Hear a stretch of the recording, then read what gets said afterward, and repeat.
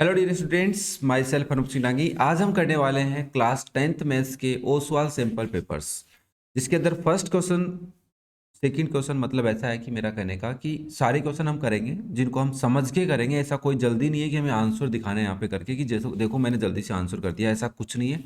और तुम्हें भी ये नहीं देखना है कि आप आंसर देखना है, वो कॉन्सेप्ट को समझना है कि कैसे हमें क्वेश्चन को अटेम्प्ट करना है। तो फर्स्ट क्वेश्चन हमें कह रहा है कि the largest number which divides, एक मिनट रुको बच्चा, मैंने हाँ, the largest number which divides 70, 125, leaving remainder 5 and 8। तो ये चैप्टर नंबर 1 का क्वेश्चन है, रियल नंबर का। जब भी तुम्हें नंबर्स गिवन होते हैं 70 और एक दूसरा नंबर है 125, इन दोनों को किसी से डिवाइड किया, मान लेते हैं इसको भी एक्स से किया और इसको भी एक्स से किया, तो एक्स से करने के बाद रिमाइंडर आ गया तुम्हारे पास। इसमें भी क्या आ गया? रिमाइंडर आ गया।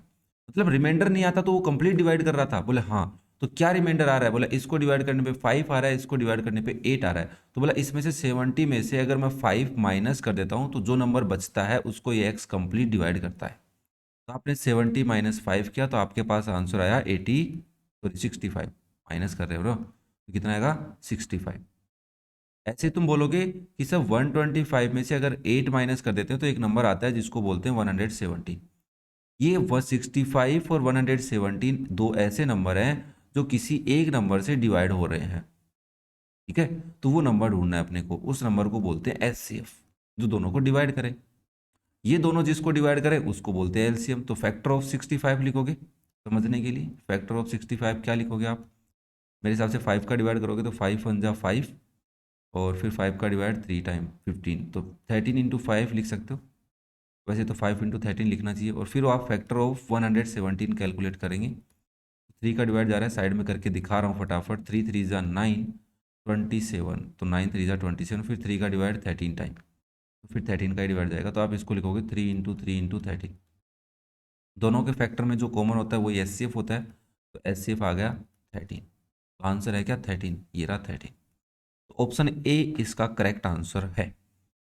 समझ में आया होगा, इजी था। ठीक है, next question number 2। The greatest number which when divides this number and this number leaves remainder 1 2 3 respectively is. वापस से वही क्वेश्चन है कि 120 1251 को डिवाइड करते हो तो रिमाइंडर 1 आता है, तो आप लिखोगे 1250 है वो नंबर। फिर हमने 9377 को अगर 2 रिमाइंडर आ रहा है तो माइनस कर देंगे, तो 9375 आएगा जब बचा। फिर 15628 में से माइनस कर देते हैं 3 को, तो 15625 आ जाएंगे। आपको इन तीनों नंबर्स को चेक करना है कि तीनों में किस नंबर का डिवाइड जा रहा है। तो बेसिकली आप 1250 के फैक्टर करेंगे सबसे पहले। मैं यहाँ पे 2 का डिवाइड कर देता हूँ, 6 2 5। फिर मैं अगेन 6 + 5 11 12 13, 5 का डिवाइड जाएगा, है ना। तो 5 1 जा 5, और बचा 12, 5 2 जा 10, 5 5 जा 25, फिर 5 का डिवाइड 25, फिर 5 का डिवाइड 5, और फिर 5 का डिवाइड 1। तो फैक्टर लिख दूंगा यहाँ पे।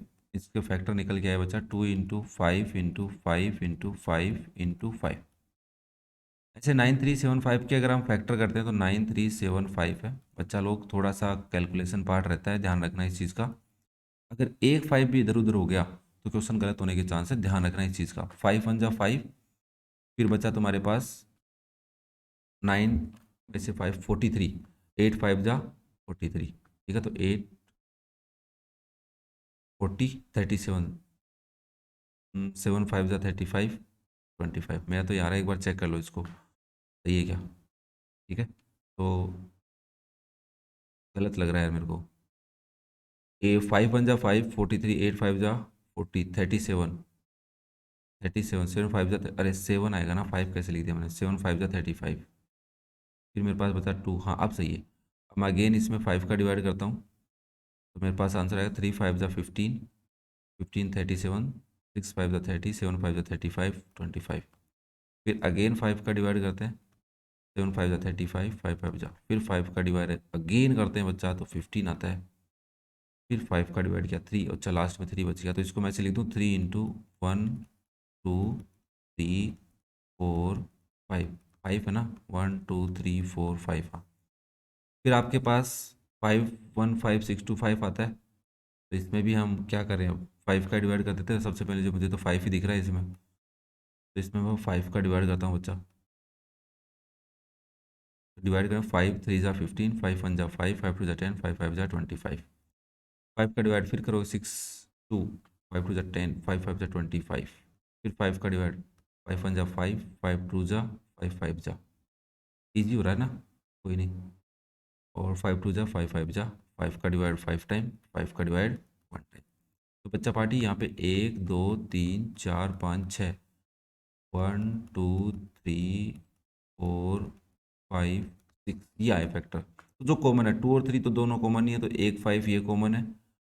और 2 इधर से कर लेता हूँ, 3 4, 4 5 कॉमन आए, तो मतलब HCF क्या है, 5 × 5 × 5 × 5। तो आप खुद समझ गए, 5 5 जा 25, 25 5 जा 25, 25 जा 625। तो आंसर आएगा 625। ओके, क्लियर है। Next question number 3। The number of polynomials having zeroes as -2 and 5। देखो आपको ये कह रहा है कि आपके पास एक पोलिनोमियल होता, ठीक है बच्चा, उस पोलिनोमियल के जीरोज मतलब एक अल्फा -2 होता और बीटा 5 होता। तो ऐसे कितने पोलिनोमियल पॉसिबल हैं जिनके यही जीरो होंगे। तो बच्चा लोग पहले आप बताइए पोलिनोमियल कैसे फाइंड आउट करते हैं। तो हमने कहा पोलिनोमियल की जो जनरल फॉर्म होती है वो होती है x square plus alpha plus beta into x, sorry alpha minus आता है यहाँ पे, प्लस अल्फा इंटू बीटा होता है, क्योंकि माइनस बी अपॉन ए उसके कॉन्सेप्ट है यहाँ पे, इसलिए माइनस होता है। तो आप यहाँ पे पोलिनोमियल बनाते हो तो x square minus -2 + 5 into x plus -2 into 5। तो ये हो जाता है एक्स स्क्वायर -3 इंटू एक्स -10। तो आपका पोलिनोमियल हो जाता है एक्स स्क्वायर -3x -10। ये आपका बेसिक पोलिनोमियल हो जाता। बट लिसन, ध्यान से देखना, ये एक पोलिनोमियल पॉसिबल है जिसके जीरो ये होते हैं। बट आपने इस पोलिनोमियल में कभी देखा हो कि कांस्टेंट नंबर भी तो मल्टीप्लाई रहते हैं जो आप कॉमन ले लेते हो। मान लेते हो मैं इसको 2 से मल्टीप्लाई कर देता हूँ, तो ये ऐसा बन जाएगा 2x स्क्वायर -6x -20। तो इस पोलिनोमियल के जीरो भी तो यही रहेंगे। देख लो भाई, कॉमन ले लोगे तो ये ऐसा बन जाएगा, ठीक है। और जीरो निकालने के लिए आप जीरो के इक्वल भेजते हो तो इस 2 को जीरो में भेज देते हो, तो कोई इफेक्ट नहीं होता है जीरो पे। तो इसका मतलब एक पोलिनोमियल को अगर हम कांस्टेंट से मल्टीप्लाई करते हैं, तो कोई भी कांस्टेंट से मल्टीप्लाई कर लो, आप चाहे -3 से कर लो, तो आपका पोलिनोमियल बन जाएगा -3x और 6x स्क्वायर, सॉरी 3 बनेगा -3x square plus 9x plus 30। तो ये भी पोलिनोमियल है जिसके जीरो ये दोनों ही है। इसका मतलब एक पोलिनोमियल को अगर आप किसी कांस्टेंट से मल्टीप्लाई करते हैं तो इससे उस पोलिनोमियल के जीरोज पे इफेक्ट नहीं होता है। तो हम कितने पोलिनोमियल ऐसे बना सकते हैं, तो सर कितने भी नंबर से आप मल्टीप्लाई कर सकते हो। तो यहाँ पे मोर देन 3 ऑप्शन हो जाएगा। ये बात याद भी रखना, ठीक है, कि किसी भी पोलिनोमियल के को अगर हम कांस्टेंट से मल्टीप्लाई करते हैं तो उसके infinite zero, infinite polynomial possible हैं जिनके सेम जीरो हो सकते हैं। हाँ, ये जरूर याद रखना कि एक पोलिनोमियल के दो ही जीरो होते हैं जो फिक्स होते हैं। नेक्स्ट क्वेश्चन नंबर 4 ये रहा आपके सामने।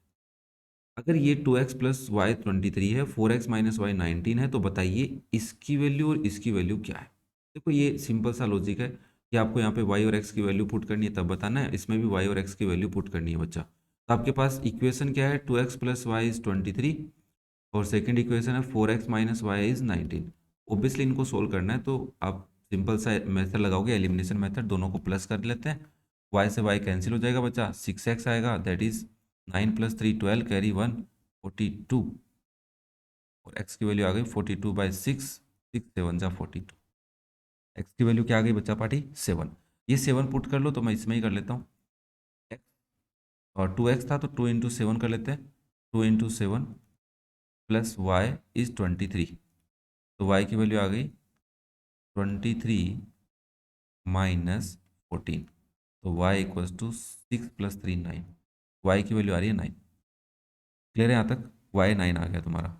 अब तुम्हारे को किसकी वैल्यू निकालनी है बच्चा, 5y - 2x की निकालनी है। तो आप कहोगे 5 × 9 - 2 × 7, 9 5 जा 45 -14, 45 में से 14 माइनस करेंगे तो आंसर आ जाएगा 31। तो एक वैल्यू 31 है, तो आपको यहाँ लगा। तो आप इस पे टिक नहीं लगा सकते क्योंकि नन ऑफ दिस गिवन है आपको, तो दूसरी वैल्यू पता करनी पड़ेगी क्या ये है या नहीं। चेक करो, 9/7 - 2, ऑब्वियसली एलसीएम लोगे 7 आएगा, 9 माइनस 14 तो हो जाएगा -5/7। हाँ, अब टिक लगा सकते हो कि यही ऑप्शन बी हमारा सही है। ये ध्यान रखना भाई, जब भी नन ऑफ दीज गिवन हो तो जल्दी से टिक मत लगा देना, क्या पता लालच दिया हो उसने। Which of the following is not a quadratic equation, तो ऑब्वियसली हमें पहले पता होना चाहिए कि what is a quadratic equation. हमसे पूछ रहा है कौन सी नहीं है इन चारों में से। तो क्वाड्रेटिक इक्वेशन होने के लिए क्या होना चाहिए, तो क्वाड्रेटिक इक्वेशन की जनरल फॉर्म पता होनी चाहिए, that is for a x square plus b x plus c equals to 0, ऐसा कुछ होना चाहिए। उसमें एक्स स्क्वायर की टर्म होनी चाहिए, उसमें एक एक्स की टर्म होनी चाहिए, कांस्टेंट होना चाहिए। तो अब सबसे पहले ए पार्ट को चेक करना पड़ेगा। ऐसा कोई डायरेक्ट मुझे तो नहीं लग रहा कि इसमें डायरेक्ट देख के बता सकें अपन, ठीक है ना। तो ये हो जाएगा पहले 2, इसमें आइडेंटिटी लगेगी ए माइनस बी का whole square, that is x square plus 1 minus 2x equals to 4x² minus 2x plus 1। ये 2x² plus 2 minus 4x equals to 4x² minus 2x plus 1। सबको इधर ले आओ या उधर ले जाओ, एक ही बात है। 2x² minus 4x² minus 4x plus 2x plus 2 minus 1 that is 0। तो बेसिकली तो बच्चा माइल इस इक्वेशन बन रही है यार, ये तो आप देख पा रहे हो, ये तो इक्वेशन है, तो ये तो ऑप्शन सही है, ये नहीं हो सकता बी। -x² है प्लस x² इधर आके माइनस का हो जाएगा, तो -2x² प्लस 2x माइनस 5 ये बनेगी बच्चा, ठीक है। तो ये तो है, सी चेक करते हैं। √2x प्लस √3 का whole square plus x² equals to 3x² minus 5x, मतलब सी और डी में से एक नहीं है, चेक कर लेते हैं। तो ये वापस से इसमें आइडेंटिटी लगेगी, तो आप लिखोगे √2x का होल स्क्वायर बच्चा प्लस √3 का whole square plus 2 into √2x into √3 plus x² equals to 3x² minus 5x है, ठीक है। कोई दिक्कत है यहाँ तक ना। और ये हो जाएगा 2x² plus 3 plus 2 √6x √2 into √3 plus x² is 3x² minus 5x। तो बचा 2x² प्लस x 3x² और उधर से 3x² इधर आके माइनस हो गया, ये कट गया भाई, ये गलत हो गया, ये अन्याय हो गया अपने साथ ना, मतलब चाहिए तो यही था अपने को। तो इसमें ये 0 हो गया बच्चा, तो ये इक्वेशन बची तुम्हारे पास, ये कट गए दोनों। तो इसमें कहीं दिख रहा है तुम्हें x² है, नहीं है सर, ये सॉरी 5x है यहाँ पे। इसमें कहीं x² दिख रहा है तुम्हारे को, नहीं है, तो मतलब ये ऑप्शन सी अपना सही है। डी भी चेक कर सकते हैं, मैं यहीं चेक करा देता हूँ तुम्हारे को, इसको इरेज करके एक बार के लिए यहीं चेक करा देते हैं तुम्हारे को कि डी क्यों है ना। अब ऑब्वियसली यार दो तो नहीं हो सकते, है ना, तो सी सही है अपना। बट फिर भी तुम्हारा जो मन है उस मन को रखने के लिए ना, क्योंकि देखो सीखने के लिए प्रैक्टिस हो रही है। x² plus 2x² is equals to x⁴ plus 3 plus 4x³ तो बच्चा इसको लिखोगे x⁴ आएगा plus 4x² plus 2 × 4 x into x² equals to x⁴ plus 3 plus 4x³ देखो बच्चा 4x³ से 4x³ x⁴ से x⁴ तो बच्चा 4x² माइनस 3 0। तो क्वाड्रेटिक इक्वेशन है ना। कई बार ये सोचते हो तुम ऐसे याद रखते हो x⁴ है, 2 से 2 कट जाएगा तो क्यूब तो बचेगा ही बचेगा, नहीं भाई साहब थोड़ा और भी ध्यान से देखना है। सी ऑप्शन सही है। नेक्स्ट क्वेश्चन नंबर 6 देखते हैं।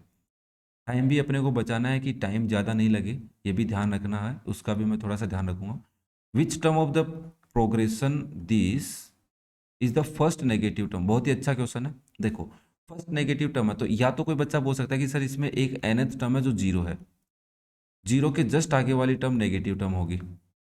या फिर कोई बच्चा बोल सकता है कि nth term is first negative term, let nth term is the first negative term, तो आप उसको लेस देन 0 बोलोगे, उसकी वैल्यू क्या होगी, लेस देन 0। तो हम चेक कर लेंगे, अरे nth term is first negative 0, first negative term, तो उसकी वैल्यू 0 से कम होनी चाहिए कि नहीं होनी चाहिए, होनी चाहिए ना बस।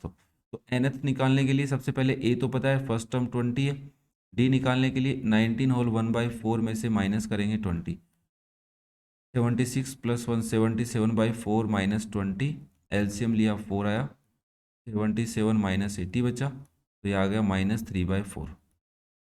एन पता नहीं है, ए एन का फॉर्मूला लगा दो, that is a plus n minus 1 into D is less than 0। ए की वैल्यू क्या है भाई 20 plus n minus 1 into -3/4 is less than 0। तो 20 - 3n/4 +3/4 लेस देन 20। -3n उधर ले जाओ तो 20 + 3/4 लेस देन -3n/4 प्लस बन गया। ठीक है बच्चा, एलसीएम लोगे 4 आएगा।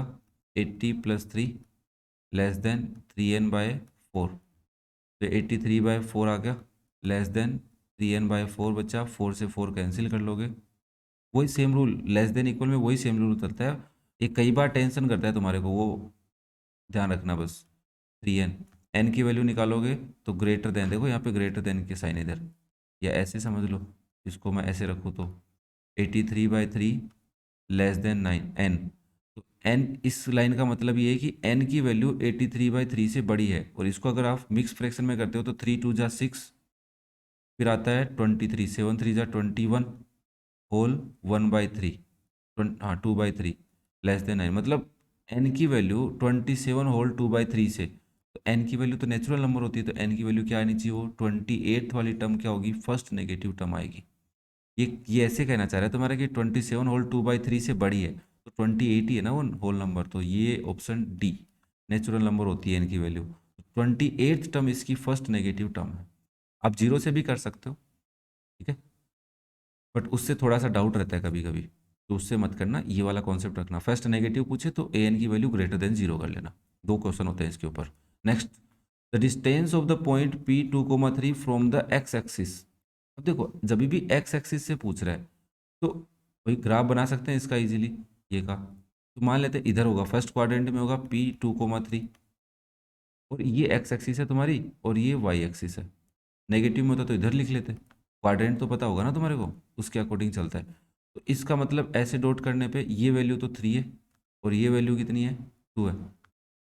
तो ये वैल्यू 3 है तो इसका मतलब यहाँ पे 3 है, यहाँ पे 3 है। ध्यान रखना इस चीज़ का, वाई क्वाड्रेंट समझे गुजरा है। The distance of the point from the x axis, x axis से कितना दूर है, तो मैंने कहा यही तो दूर है, इतना ही तो ये कितना दूर है, 3 दूर है। ये कन्फ्यूजन हो सकता है कई बच्चों को कि एक्स एक्सिस से कितना दूर है, कि 2 रखूंगी 3, या एक्स एक्सिस का कोऑर्डिनेट पूछ रहा है मेरे से। ये बिल्कुल नहीं पूछ रहा है भाई, ये पूछ रहा है तेरे को ये एक्स एक्सिस है, इससे ये पॉइंट कितना दूर है, तो हमेशा वाई कोऑर्डिनेट की डिस्टेंस तुम्हें ये ड्रॉ करना आना चाहिए। फॉर एग्जाम्पल, अगर मैं यहाँ पे पी का पॉइंट 5,7 रखता हूँ तो इसका मतलब है ये डिस्टेंस मेरी 7 है और ये डिस्टेंस मेरी 5 है, क्योंकि एक्स पॉइंट 5 यहाँ मिलता है 5, तो ये डिस्टेंस 5 है तुम्हारी। ध्यान रखना यार ये ना। Next question number 8, x axis divide the join 2,3 2,-3 and 5,6 in the ratio. देखो इसका मतलब ये है कि ये आपका ग्राफ है, ये पॉइंट कहाँ है, एक्स पॉजिटिव है वाई नेगेटिव है, तो यहाँ है 2,-3, और 5,6 कहाँ है, यहाँ है। ये तुमसे पूछ रहा है कि इसको एक्स एक्सिस किस रेशियो में डिवाइड कर रही है, तो मान लेते हैं पॉइंट बी है, तो इसको हम सिंपल सा लॉजिक बनाते हैं, डायग्राम ऐसे ही तो बनाते हैं। सर एक पॉइंट इधर है, एक पॉइंट इधर है, और मान लेते हैं ये बीच में कोई एक्स एक्सिस का पॉइंट है पी, इसके कोऑर्डिनेट है एक्स एक्सिस पे, मतलब एक्स का कोऑर्डिनेट तो है, वाई का कोऑर्डिनेट 0 है। ठीक है, ये ध्यान रखना, if a point on the x axis it means it have y coordinate 0। तो अज्यूम करते हैं ये एम रेशियो एन में डिवाइड करता है, के रेशियो 1 में भी आप क्वेश्चन को सोल्व कर सकते हो, कोई दिक्कत नहीं है, लेमडा रेशियो 1 भी बोलते हैं, कोई दिक्कत नहीं है। तो आपको यहाँ पे वाई, ये एक्स है ये वाई है, तो वाई 0 दे रखा है, और ये x1 y1 है, ये आपके x2 y2 है। तो y का फॉर्मूला क्या होता है, my2 plus n y1 divide by m+n। पता है सबको फॉर्मूला, ठीक है। तो मैं m की वैल्यू पता नहीं, y2 की वैल्यू कितनी है, y2 की वैल्यू -3 है सर, प्लस n y1 की वैल्यू कितनी है 6 है, डिवाइड बाय m+n, और y की वैल्यू 0 है, तो यहाँ से 0 equals to -3m plus 6n आया, और -3m उधर ले जाते हैं तो +3m इक्वल्स टू 6n। ध्यान रखना m रेशियो n है, तो m ऊपर होना चाहिए n नीचे होना चाहिए, तो ये आपका 6/3 हो जाएगा, तो ये 2/1 आ रहा है। रेशियो क्या आ गया, 2:1। कुछ गलती कर दी क्या अपन ने, मेरे को लग रहा है कुछ गलती कर रहा है अपन। -3m m into y2, okay. Point आगे पीछे ले लिया मैंने, ओ भाई गलती कर दी यार, पॉइंट आगे पीछे ले लिया ना, लाइन लाइन जैसे दे रखी होती है वैसे ही लेना होता है, यही गलती कर देते हैं अपन। है ना, इसने 1:2 भी और वाई 2:1 भी दे रखा है, तो ये आंसर तो 2:1 आ रहा है जो गलत आ रहा है, क्योंकि मैंने ये पॉइंट पहले ले लिया, ये पॉइंट बाद में ले लिया। ये गलती तुम मत कर देना यार एग्जाम में, ठीक है ना, मेरी जैसी मैंने कर दी वो। 5,6 और यहाँ पे पी x,0 है, आप m/n लेंगे, तो आप यहाँ पे बोलेंगे y=m/2 plus n/1 divide by m+n।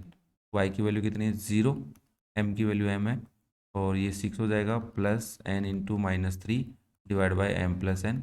तो यहाँ से आएगा 0=6m-3n, 3n उधर जाएगा, तो ये हो जाएगा 6m=3n। फिर से वो बता देता हूँ, m ऊपर n नीचे, तो हो जाएगा 3/6। अब सही आ रहा है, m/n इज़ 1/2, 1/2, इसको सोल्व करोगे ना 1/2 आएगा, तो आंसर कितना आएगा 1/2। तो ये ए ऑप्शन सही है तुम्हारा।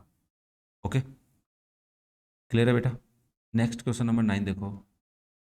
If the radii of two concentric circles are 4 centimetre and 5 centimetre, concentric circle तो पता होगा कि एक ही सेंटर से दो सर्कल बनाए, एक सर्कल ये बनाया आपने और दूसरा सर्कल ये बनाया, कॉन्सेंट्रिक सर्कल। तो इसकी रेडियस है 4 और इसकी रेडियस है 5। अब ये क्या कर रहा है, then the length of each कोड ऑफ वन सर्कल, एक circle which is tangent to the other.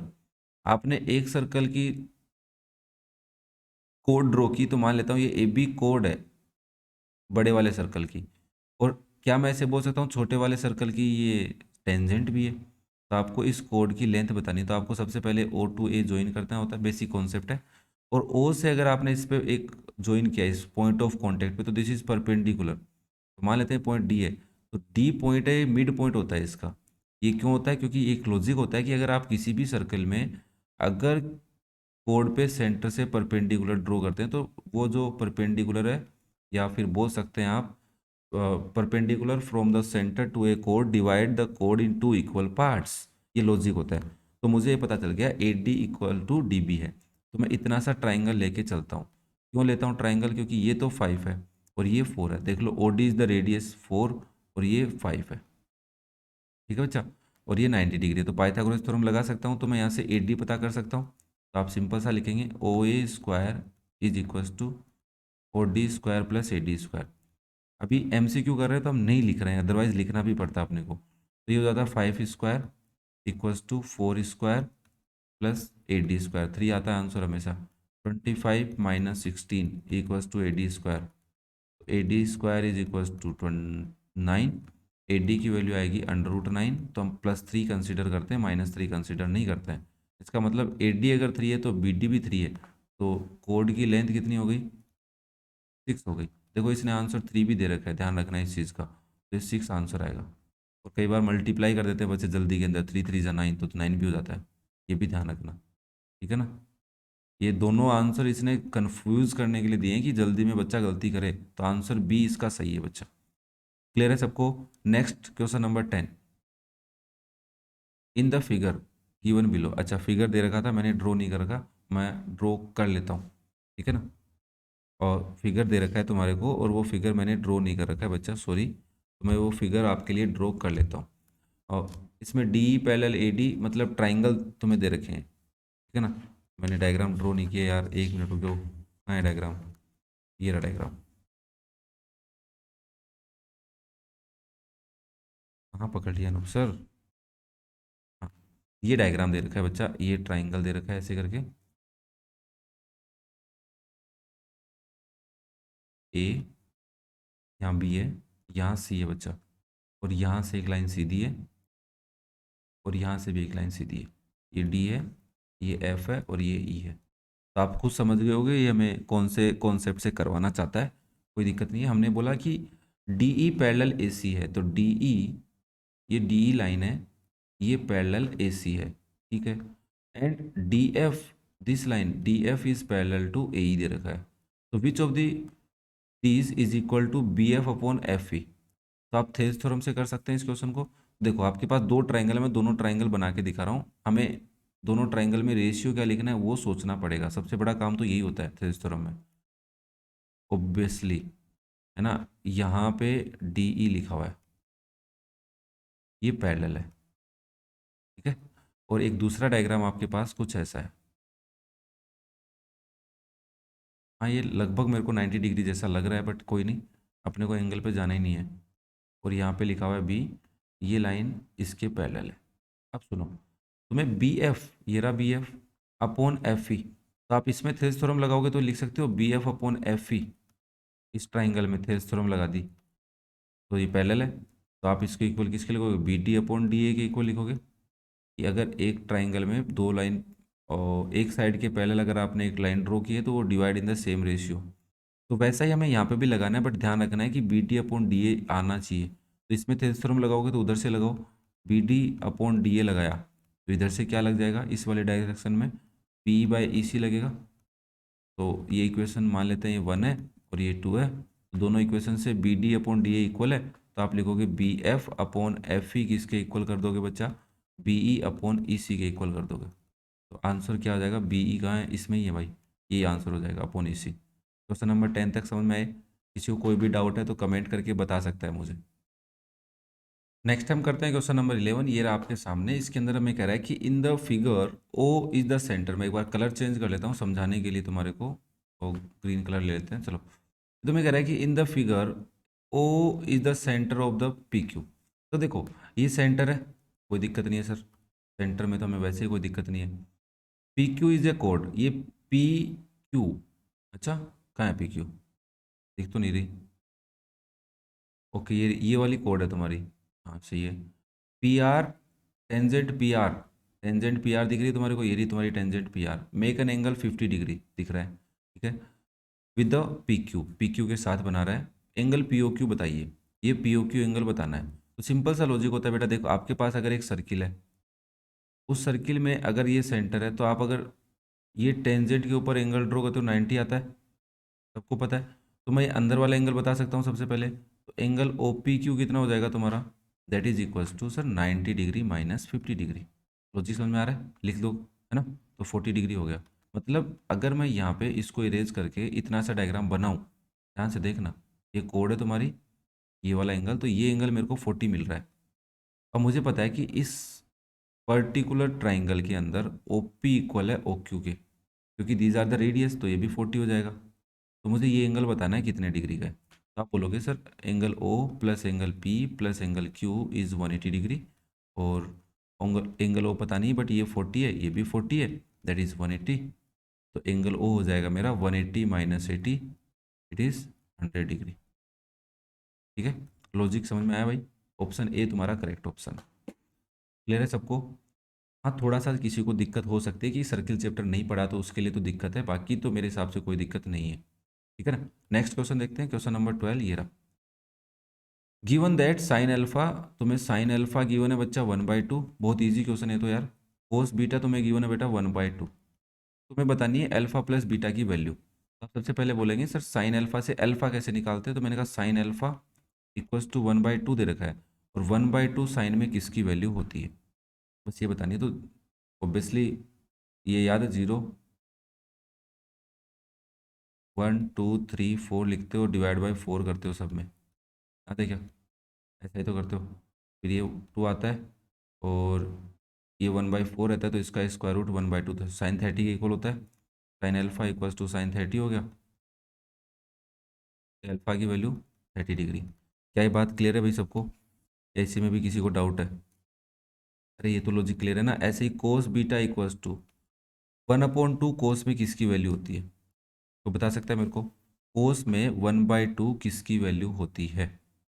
तो आप सीधी सी बात बोलेंगे सर कोस 60 डिग्री की होती है, क्या बात कर रहे हो आप, हमें आता है इतना। तो बीटा कितना हो गया 60 डिग्री, अल्फा प्लस बीटा निकालना है, तो alpha plus beta equals to 30 degree plus 60 degree, answer आ गया 90 डिग्री। तो ऑप्शन डी तुम्हारा सही है।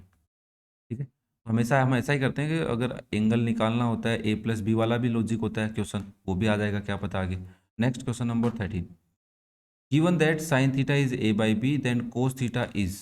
अगर तुम्हें पता हो कि sine theta a by b है, और तुमसे कोस थीटा पूछ रहा है, यहाँ पे कभी कभी एंगल भी लिख के दे देता है ए और बी, है ना। तो इसके लिए हमें ट्राइंगल बनाना पड़ता है, तो हम बोलेंगे एक ट्राइंगल है जिसमें मान लेते हैं ये एंगल थीटा है, तो इसका ये परपेंडिकुलर है, ये बेस है, और ये हाइपोटेन्यूस है। और साइन थीटा पंडित बद्री प्रसाद के अकॉर्डिंग पंडित बद्री प्रसाद हर हर बोले के according, sorry sorry sorry sorry, मैं तो पूरा लिखने लगा। पी अपॉन एच होता है, तो इसका अकॉर्डिंग प्रो परपेंडिकुलर ए है तुम्हारा और हाइपोटेन्यूज क्या है, बी है। तो यहाँ पे ए लिख लो, यहाँ पे बी लिख लो। और तुम्हें कोस थीटा निकालना होता तो कोस थीटा क्या होता है तुम्हारा, बेस अपॉन हाइपोटेन्यूज। बट तुम्हें तो बेस पता ही नहीं है, तो इसमें पाइथागोरस थ्योरम लगाओ। Hypotenuse square equals to base square plus perpendicular square होता है। हाइपोटेन्यूज है बी का स्क्वायर, बेस हमें पता नहीं, परपेंडिकुलर ए का स्क्वायर, तो b square equals to small b square minus A square. तो बी की वैल्यू क्या हो गई, अंडर रूट में बी स्क्वायर माइनस ए स्क्वायर। तो बेस तुम्हारा ये हो गया। तो कोस थीटा क्या लिखोगे आप, तो कोस थीटा होता है बेस अपॉन हाइपोटेन्यूज। बेस हमारा निकल के आया under root B square minus ए स्क्वायर और हाइपोटेन्यूज है बी। तो ऑप्शन नंबर सी हमारा करेक्ट हो गया। वैसे भी थोड़ा सा दिमाग लगा लोगे तुम लोग तो ऐसा भी बोल सकते हो, पर्टिकुलर क्वेश्चन के लिए समझा रहा हूँ मैं, कि साइन थीटा और कोस थीटा पूछ रहा है तो दोनों में नीचे हाइपोटेन्यूज होता है, तो दोनों के नीचे बी होना चाहिए। इसमें भी बी नहीं है बच्चा, इसमें भी बी नहीं है, इसमें बी है और इसमें भी नहीं है। बट ये ध्यान रखना है ना, सेम एंगल के लिए कभी यहाँ पे कोस ए साइन ए लिखा और कोस बी की वैल्यू पूछ रहा है तब भी तुम ये लॉजिक लगा लो, तब मत लगा लेना, ठीक है ना। ध्यान रखना, लग तो तब भी सकता है, तब मैं मना नहीं कर रहा, बट थोड़ा सा ध्यान रखना, शॉर्टकट लगाने से पहले तुम्हें आना चाहिए, ठीक है ना। Next question number 14, if alpha beta are the zeroes of this polynomial then what is the value of k, अगर ये कंडीशन तुम्हें गिवन है।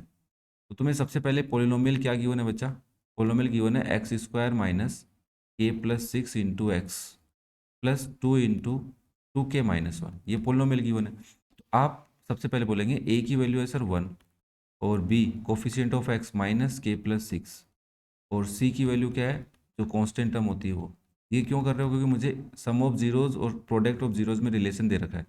अल्फा प्लस बीटा का फॉर्मूला क्या होता है, माइनस बी अपॉन ए, तो दैट इज माइनस, फिर ब्रैकेट में minus A plus 6 divide by A 1, तो ये आ गया के प्लस 6। अल्फा इंटू बीटा निकालते तो क्या आता, सी अपॉन ए, तो सी क्या है 2 इंटू 2k-1 अपॉन 1, तो याद आता 2 इंटू 2k-1, इतना ही रख लो।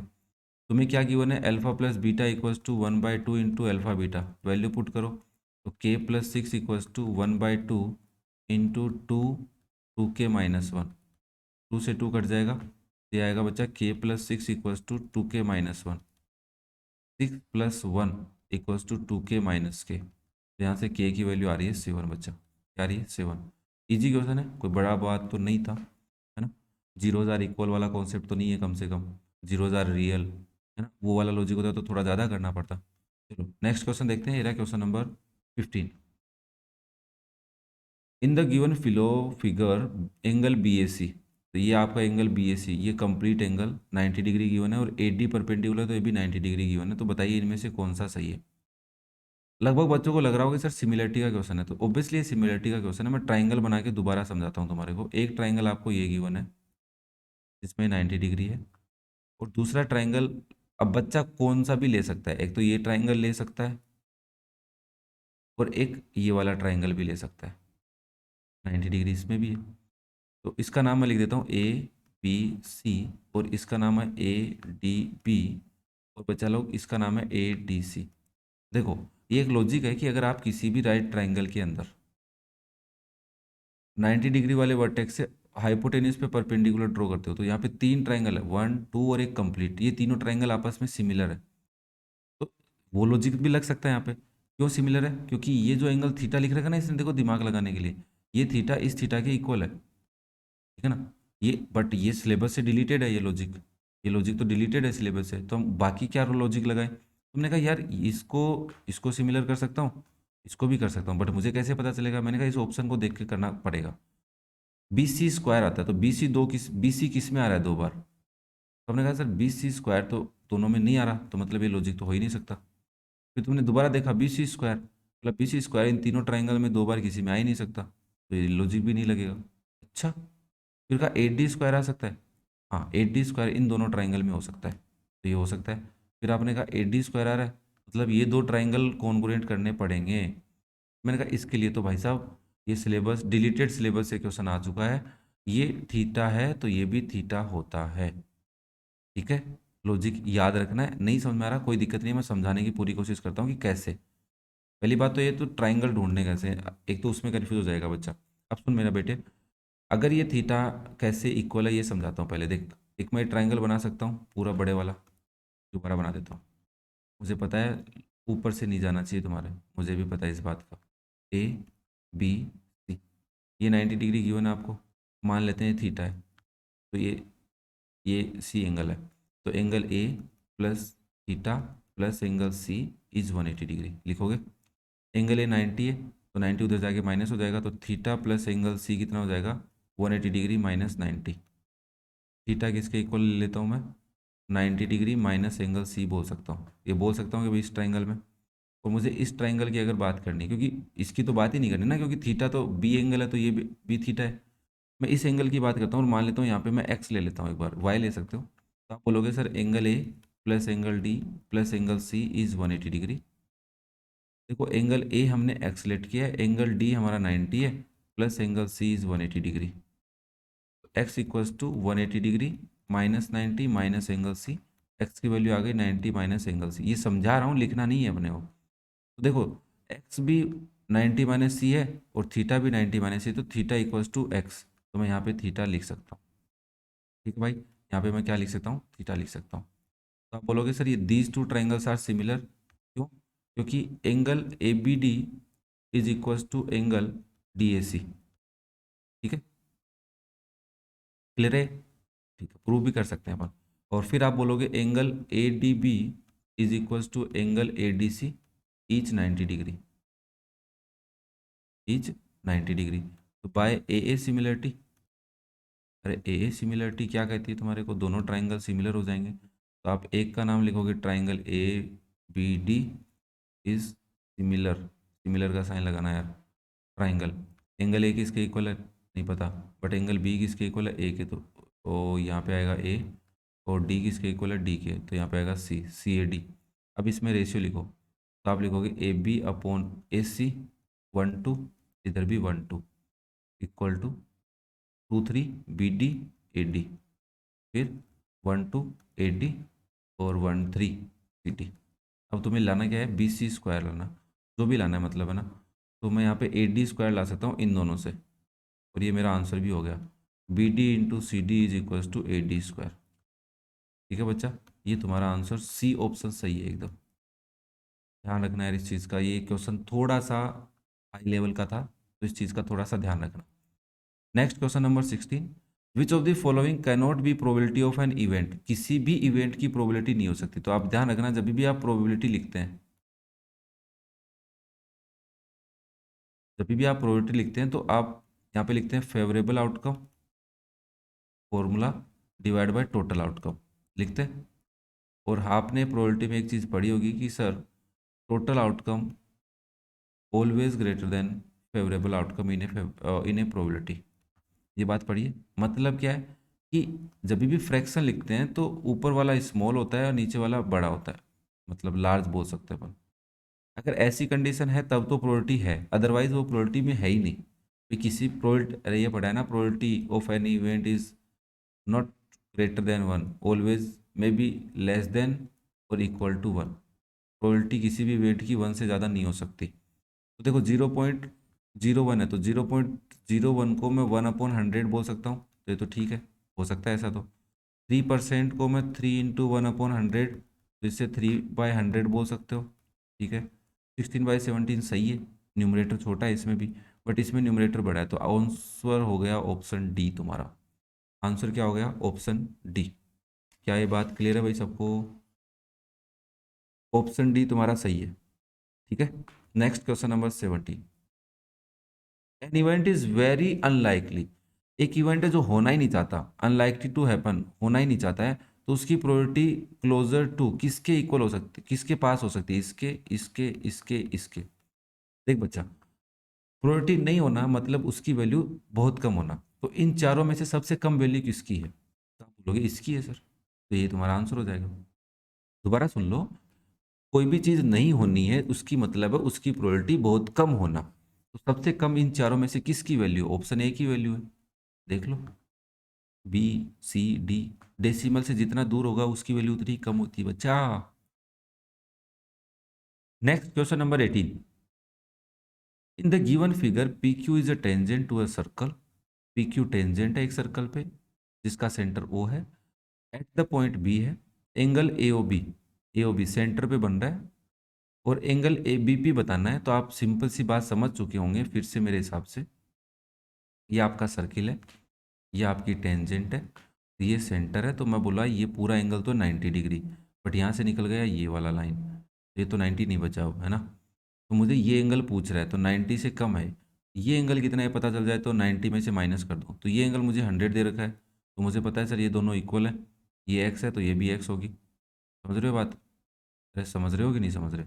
आप सबसे पहले मेरे को बताओगे सर ए ओ इक्वल है ओ बी के, इसका मतलब angle O A B is equals to angle O B A, because angles opposite to equal side in a triangle are equal. तो मान लेते हैं एक्स है दोनों, क्या है दोनों, एक्स लेट कर लेता हूँ। तो मैं इन ट्राइंगल, ये क्वेश्चन हमने पहले कर लिया ए ओ बी, आप लिखोगे x plus 100 degree is 180 degree, तो 2x इक्वल्स टू 180 माइनस 100, तो 2x इक्वल्स टू बेटा 80 और x की वैल्यू आ गई 40। डेटा भी सेम ही लग रहा है यार, कोई नहीं। तो आपको पता है कि sir angle P B O equals to 90 degree, angle P B A plus angle A B O is 90 degree. भाई मैंने कहा कि ये वाला एंगल प्लस ये वाला एंगल, दोनों एंगल 90 के इक्वल है। आप इस डायग्राम को थोड़ा बड़ा भी कर सकते हैं यार अपन, ये हो नहीं रहा वो अलग बात है, पर ठीक है कोई नहीं। तो मेरे को पी बी ए निकालना है, मतलब इसको मैं angle A B P B बोल सकता हूँ, प्लस ये मेरा 40 आया, एक्स इज़ 90। तो आपको पता चल ही गया होगा ए बी पी 50 डिग्री आ रहा है तुम्हारा। इतने तो होशियार हो ही तुम लोग, तो ऑप्शन ए मेरा सही है। ओके बच्चा, नेक्स्ट क्वेश्चन नंबर 19 एंड 20 बोथ आर असेशन एंड रीजन। ध्यान रखना इस चीज़ का, है ना। ये कन्फ्यूज़न थोड़ा सा होता है, मैं इसको पूरा समझाने की कोशिश करता हूँ और यहाँ तक, है ना, पूरा आराम से समझाने की कोशिश करता हूँ। देखो तुम्हें क्वेश्चन नंबर 19 एंड 20 स्टेटमेंट है assertion follow by a statement of reason. देखो हमें कैसे चूज करना है कि ऑप्शन ए सही है कि बी सही है, सी सही है, डी सही है, इन चारों में से। ध्यान से सुनो, आपको लगे कि असर्शन और रीजन दोनों सही हैं, बट रीजन करेक्ट एक्सप्लेनेशन है असर्शन का, ये भी पता होना चाहिए कि रीजन जो बताया उसने वो असर्शन को सही बता रहा है, असर्शन को एक्सप्लेन कर रहा है अच्छे से, उससे रिलेट कर रहा है। अगर ऐसा है कि असेशन और रीजन अपनी तरह के अपने जगह सही है, दोनों अपनी जगह सही है, बट रीजन है ना उसको असेशन से कोई मतलब नहीं है, ज़्यादा कोई मतलब नहीं है। थर्ड सी ऑप्शन में असेशन ट्रू है, रीजन गलत है, और डी ऑप्शन में असेशन गलत है बट रीजन सही है। समझाता हूँ, क्वेश्चन नंबर 19 देखो, दोनों को मैंने एक जगह इंक्लूड कर लिया, कोई नहीं। A and B are two coprime numbers, question number 19 समझा रहा हूँ। ए एंड बी क्या है, को प्राइम नंबर है। को प्राइम नंबर क्या होते हैं, ऐसे नंबर जिनका एचसीएफ 1 होता है। तो मान लेता हूँ एक नंबर ले लेता हूँ मैं 3 एंड 5, ले सकता हूँ क्या? हाँ ले सकते हो sir. Then a cube and b cube will be coprime. अच्छा, अगर ए और बी को प्राइम है तो उनके क्यूब करने पे भी को प्राइम आएगा। तो मैं बोला 3 का क्यूब कितना, 27, 5 का क्यूब कितना, 125। क्या ये दोनों को प्राइम नंबर है? हाँ सर, दोनों को प्राइम है, क्योंकि 27 और 125 में 1 के अलावा किसी नंबर का डिवाइड नहीं जा रहा, मतलब असेशन तो सही है। तो आपका कौन कौन सा ऑप्शन हो सकता है, ए बी सी में से कोई भी हो सकता है, डी नहीं होगा। फिर ये क्या कह रहा है, reason two natural numbers are always coprime numbers. अरे रुको भाई, टू नेचुरल नंबर, दो नेचुरल नंबर हमेशा को प्राइम होते हैं क्या? नहीं, ऐसा तो कुछ नहीं है, ऐसा तो ऑलवेज वाली बात मेरे को खटक गई। ठीक है, दो प्राइम नंबर हमेशा को प्राइम नहीं होते। दो प्राइम नंबर हमेशा को प्राइम कैसे होते हैं यार, 2 और 12 को प्राइम थोड़ा ना है। प्राइम में प्राइम हो सकते हैं ना, कंपोजिट है तो यार, प्राइम भी नहीं है। तो two natural number always not be a coprime, but then their cubes are also coprime number. हाँ ये जरूर सही है तुम्हारी बात, कि अगर दो नंबर नेचुरल नंबर है जो को प्राइम है, तो मान लिया हमने 2 एंड 3 मान लेते हैं अब की बार, और उनके क्यूब हमेशा को प्राइम होंगे, तो ये तो हमेशा सही है। अगर आप 4 और 5 लेते हैं तो इनके क्यूब भी को प्राइम होंगे। आप अगर 7 और 9 लेते हैं, को प्राइम है ना दोनों नंबर 7 और 9, HCF 1 ही तो है, तो इनका क्यूब भी क्या होगा, को प्राइम होगा। बट ये ऑलवेज वाली बात गलत है तुम्हारी। तो इसका मतलब रीजन ट्रू है but reason not correct explanation of assertion. ये ऐसे कहता कि if two natural numbers are coprime then their cubes are also coprime. यहाँ पे ऑलवेज आता, then their cubes also always, है ना, their their cubes are also always coprime. तो यहाँ ऑलवेज चलता तुम्हारा, यहाँ नहीं चलेगा बेटा। इसका मतलब इसका आंसर है मेरे हिसाब से ऑप्शन बी। मेरे हिसाब से क्या ऑप्शन बी इसका सही आंसर है, ठीक है ना, ऑप्शन बी है क्या? नहीं नहीं नहीं, ऑप्शन बी कैसे? ये मतलब option B, two natural numbers are always coprime number. नहीं, ऑप्शन सी। पहली बात तो इसने ना ये गलत दिया ना, टू प्राइम नंबर्स ऑलवेज, ये यही गलत है, तो रीजन ही गलत है इसका, रीजन गलत है। रीजन में यहाँ ऑलवेज नहीं होना चाहिए था। ठीक है बच्चा, क्लियर हुआ इतना? थोड़ा सा मुझे पता है यार ये पेचीदा है, इसकी प्रैक्टिस करेंगे उतना ही समझ में आएगा। पहली बात तो पेचीदा इसलिए बोल सकता हूँ कि स्टेटमेंट लगभग सही लगती है, लालच लालच देते हैं अपने को, रीजन में लालच मिलता है ना, इसमें लालच मिलता है। चलो क्वेश्चन नंबर 20 देखो। The coordinates p, 2, 0 and axis is equidistance from A and B. ये कह रहा है कि p जो पॉइंट है 2, 0 वो a से और b से इक्वी डिस्टेंस पे है। कैसे निकालते हैं भाई? इक्वी डिस्टेंस पे है तो ये कैसे निकालते हैं? डिस्टेंस बिटवीन देम निकाल लो, इसके बीच में और इसके बीच में डिस्टेंस। तो AP कैसे निकालेंगे? और अंडर रूट में -2 होल स्क्वायर प्लस 0 - 0 होल स्क्वायर, तो यार है अंडर रूट में -4 का होल स्क्वायर, तो अंडर रूट में 16 आया, फिर आंसर आ गया 4। तो ये तो डिस्टेंस 4 आ रही है। और फिर आप BP निकालेंगे तो ये भी क्या लिखेंगे, अंडर रूट में 6 - 2 होल स्क्वायर 0 - 0 होल स्क्वायर। तो बच्चा पार्टी हो गया 4 का होल स्क्वायर प्लस 0, वापस से 16 आ रहा है, तो आंसर आ गया 4। डिस्टेंस तो सेम है, मतलब असेसन तो सही है, ये तो सही बता रहा है। Reason, since p, 2, 0 in the mid point of A and B. अच्छा, ये कोई ज़रूरी थोड़ा ना है कि, ये तो ऐसे कह रहा है कि ए और बी है और पी उनके बीच में है, तभी ऐसा हो पा रहा है। ये कोई कंपलसरी नहीं है बच्चा। देखो भाई, सुनो, ऐसा भी तो हो सकता है पी उनके बीच में ना हो, मिड पॉइंट थोड़ा ना है, हमने कहाँ पढ़ा। तो ये बात तो सही है, ट्रू तो है, बात तो सही है, ट्रू तो है कि P, since P is the mid point of, अभी तो लग रहा है मेरे को, क्योंकि देखो बच्चा पार्टी, ये भी एक्स एक्सिस पे है, ये भी एक्स एक्सिस पे है, ये भी एक्स एक्सिस पे है, अभी तो सही लग रहा है। बट क्या ये इसको बता रहा है कि मिड पॉइंट होने पे ही होता है? जरूरी थोड़ा ना मिड पॉइंट होने पे ही होगा। नहीं बच्चा, ये ऐसे कहता कि और ये जो P पॉइंट है ये मिड पॉइंट नहीं होके अगर कभी कहीं पे भी होता, distance between P2A and P2B are equal, then they are equidistance, तो हमें सही लगता। तो इसका आंसर आएगा बी, इसका आंसर आएगा बच्चा सी। ओके, नेक्स्ट क्वेश्चन नंबर, और सेक्शन बी में अपन आ गए हैं, जिसमें 5 क्वेश्चन रहेंगे 2-2 मार्क्स के। ठीक है, तो क्वेश्चन नंबर 21 ये रहा आपकी नज़रों के सामने। तो देखो बच्चा पार्टी, क्वेश्चन बहुत ही आसान है। तो इसमें हमें क्या करना है, देखो हमें कह रहा है if one of zero this is 7 times the other. तो हम बोलते हैं सर हमारे पास पोलिनोमियल क्या है, हमारे पास पोलिनोमियल है 3x² - 8x + 2k + 1। तो let alpha and beta are the zeroes. इसने कहा है कि 1 0 इज 7 टाइम्स द अदर, तो alpha is 7 times of beta, हमने कंसिडर कर लिया। Find the value of k, तो अल्फा बीटा में रिलेशन दे रखा है, तो आप इसमें देखो, और मैं इसको ब्रैकेट में लिख सकता हूँ।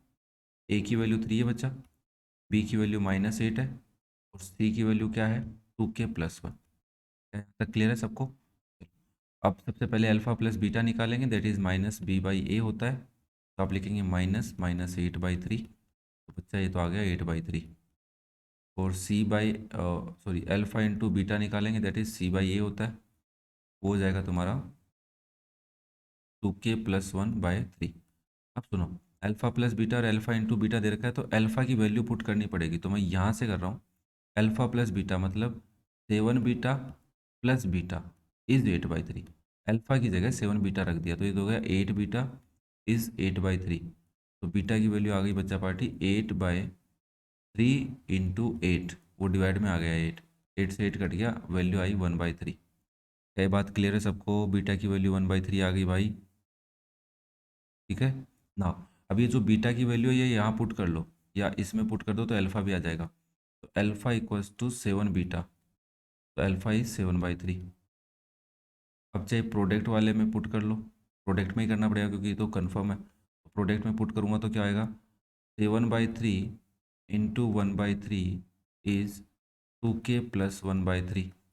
देखो एक 3 से 3 कट जाएगा, बाकी कर दो क्रॉस मल्टीप्लाई। तो 7 यहाँ से कर रहा हूँ, 7 equals to 3 into 2k plus 1, तो 7 इक्वल्स टू 6k प्लस 3, तो 6k इक्वल्स टू 7 - 3, और बच्चा पार्टी 6k इक्वल्स टू 4 आएगा। k की वैल्यू आएगी 4/6, 2 से कैंसिल कर लो, 2/3 आ जाएगी। k की वैल्यू क्या आ जाएगी, 2/3। तो इसका प्रोसेस देख लेना ना, लिखना जरूरी है, लिखने के मार्क्स मिलते हैं अपने को अब तो।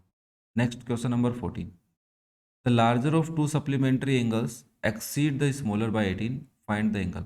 ऑब्वियसली यार एनसीईआरटी का आरडी शर्मा का क्वेश्चन है, कोई दिक्कत नहीं है इसके अंदर। तो मान लेते हैं x and y are supplementary angles, are supplementary angles. इसने कहा लार्जर, तो लेट करते हैं y is greater than x.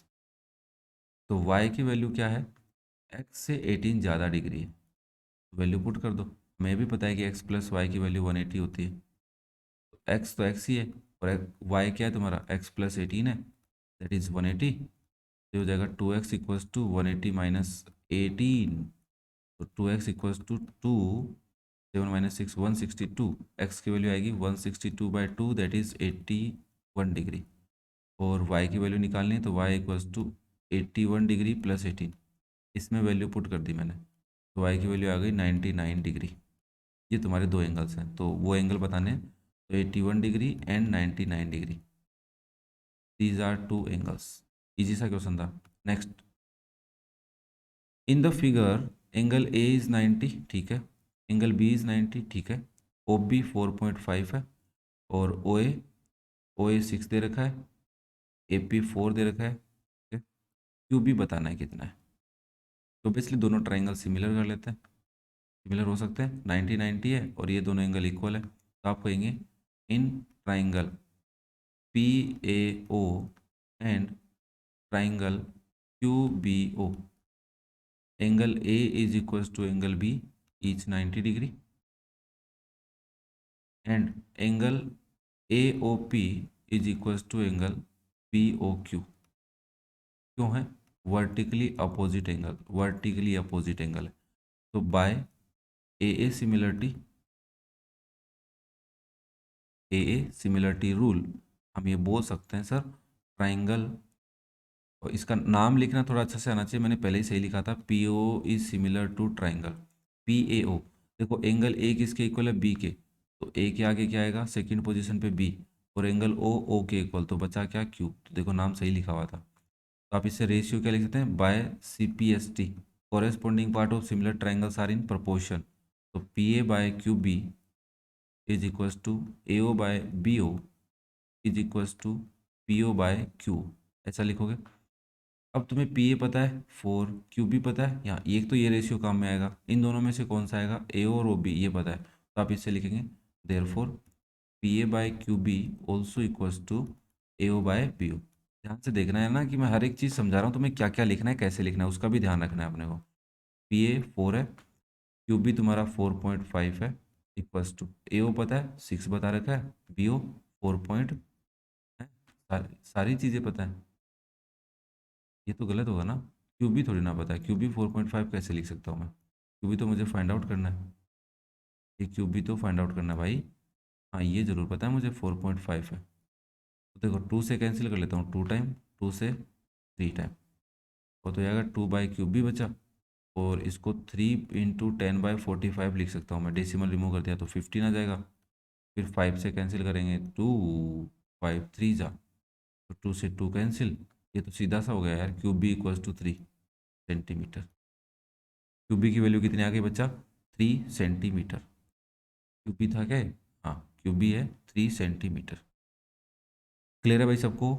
Easy है क्वेश्चन, ज़्यादा डिफिकल्ट नहीं था। सिमिलर करने आने चाहिए तुम्हारे को। ट्राइंगल कैसे करते हैं ये ध्यान रखना, नेम कैसे लिखते हैं ये ध्यान रखना, और प्रपोर्शन कैसे लिखते हैं ये ध्यान रखना। 3 चीज़ें ध्यान रखो, क्वेश्चन हो जाएगा। Next question number 16। Out of two concentric circles, ध्यान से देखना, कॉन्सेंट्रिक बोल रहा है फिर से, तो मैंने कहा एक सर्कल ये रहा और दूसरा सर्कल ये रहा, ये सेंटर है वो।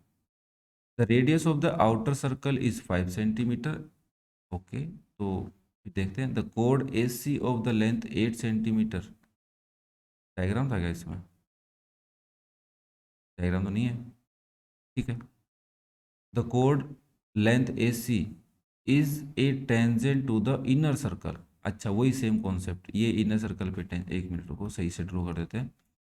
आपके पास दो कॉन्सेंट्रिक सर्किल है, एक की टेंजेंट दूसरे की कोड है। ये रिकॉर्ड जिसका नाम दे रखा है इसने ए सी, 8 सेंटीमीटर यहाँ से लेके यहाँ तक। Find the radius of the inner circle, ठीक है। ये हमारे को रेडियस ओ से ए दे रखी है, ओ ए तुम्हारे को गिवन है बच्चा 5 सेंटीमीटर। और तुम यहाँ से एक परपेंडिकुलर ड्रॉ कर देंगे, सीधी सी बात है। और ये ओ डी निकाल के देनी है इसको, तो आप बोलेंगे सर देखो, O D perpendicular on A C, क्यों? टेंजेंट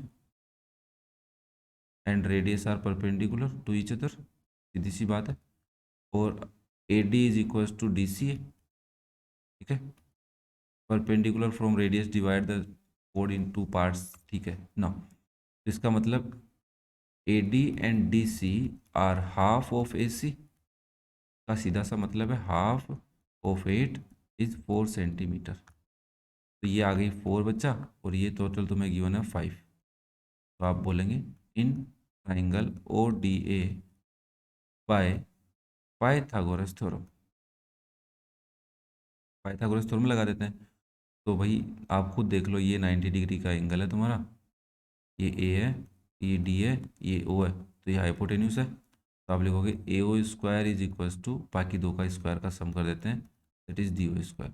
ए ओ पता है 5 स्क्वायर, ए डी पता है 4 स्क्वायर, डी ओ पता है नहीं पता, ठीक है। 25 minus 16 equals to D O square. तो बच्चा पार्टी डी ओ स्क्वायर की वैल्यू क्या हो जाएगी? 9, और डी ओ की वैल्यू क्या आएगी? 3, प्लस 3 लेनी है। तो डी ओ कितना है? 3 सेंटीमीटर। इसका मतलब रेडियस कितना आ गया तुम्हारे पास?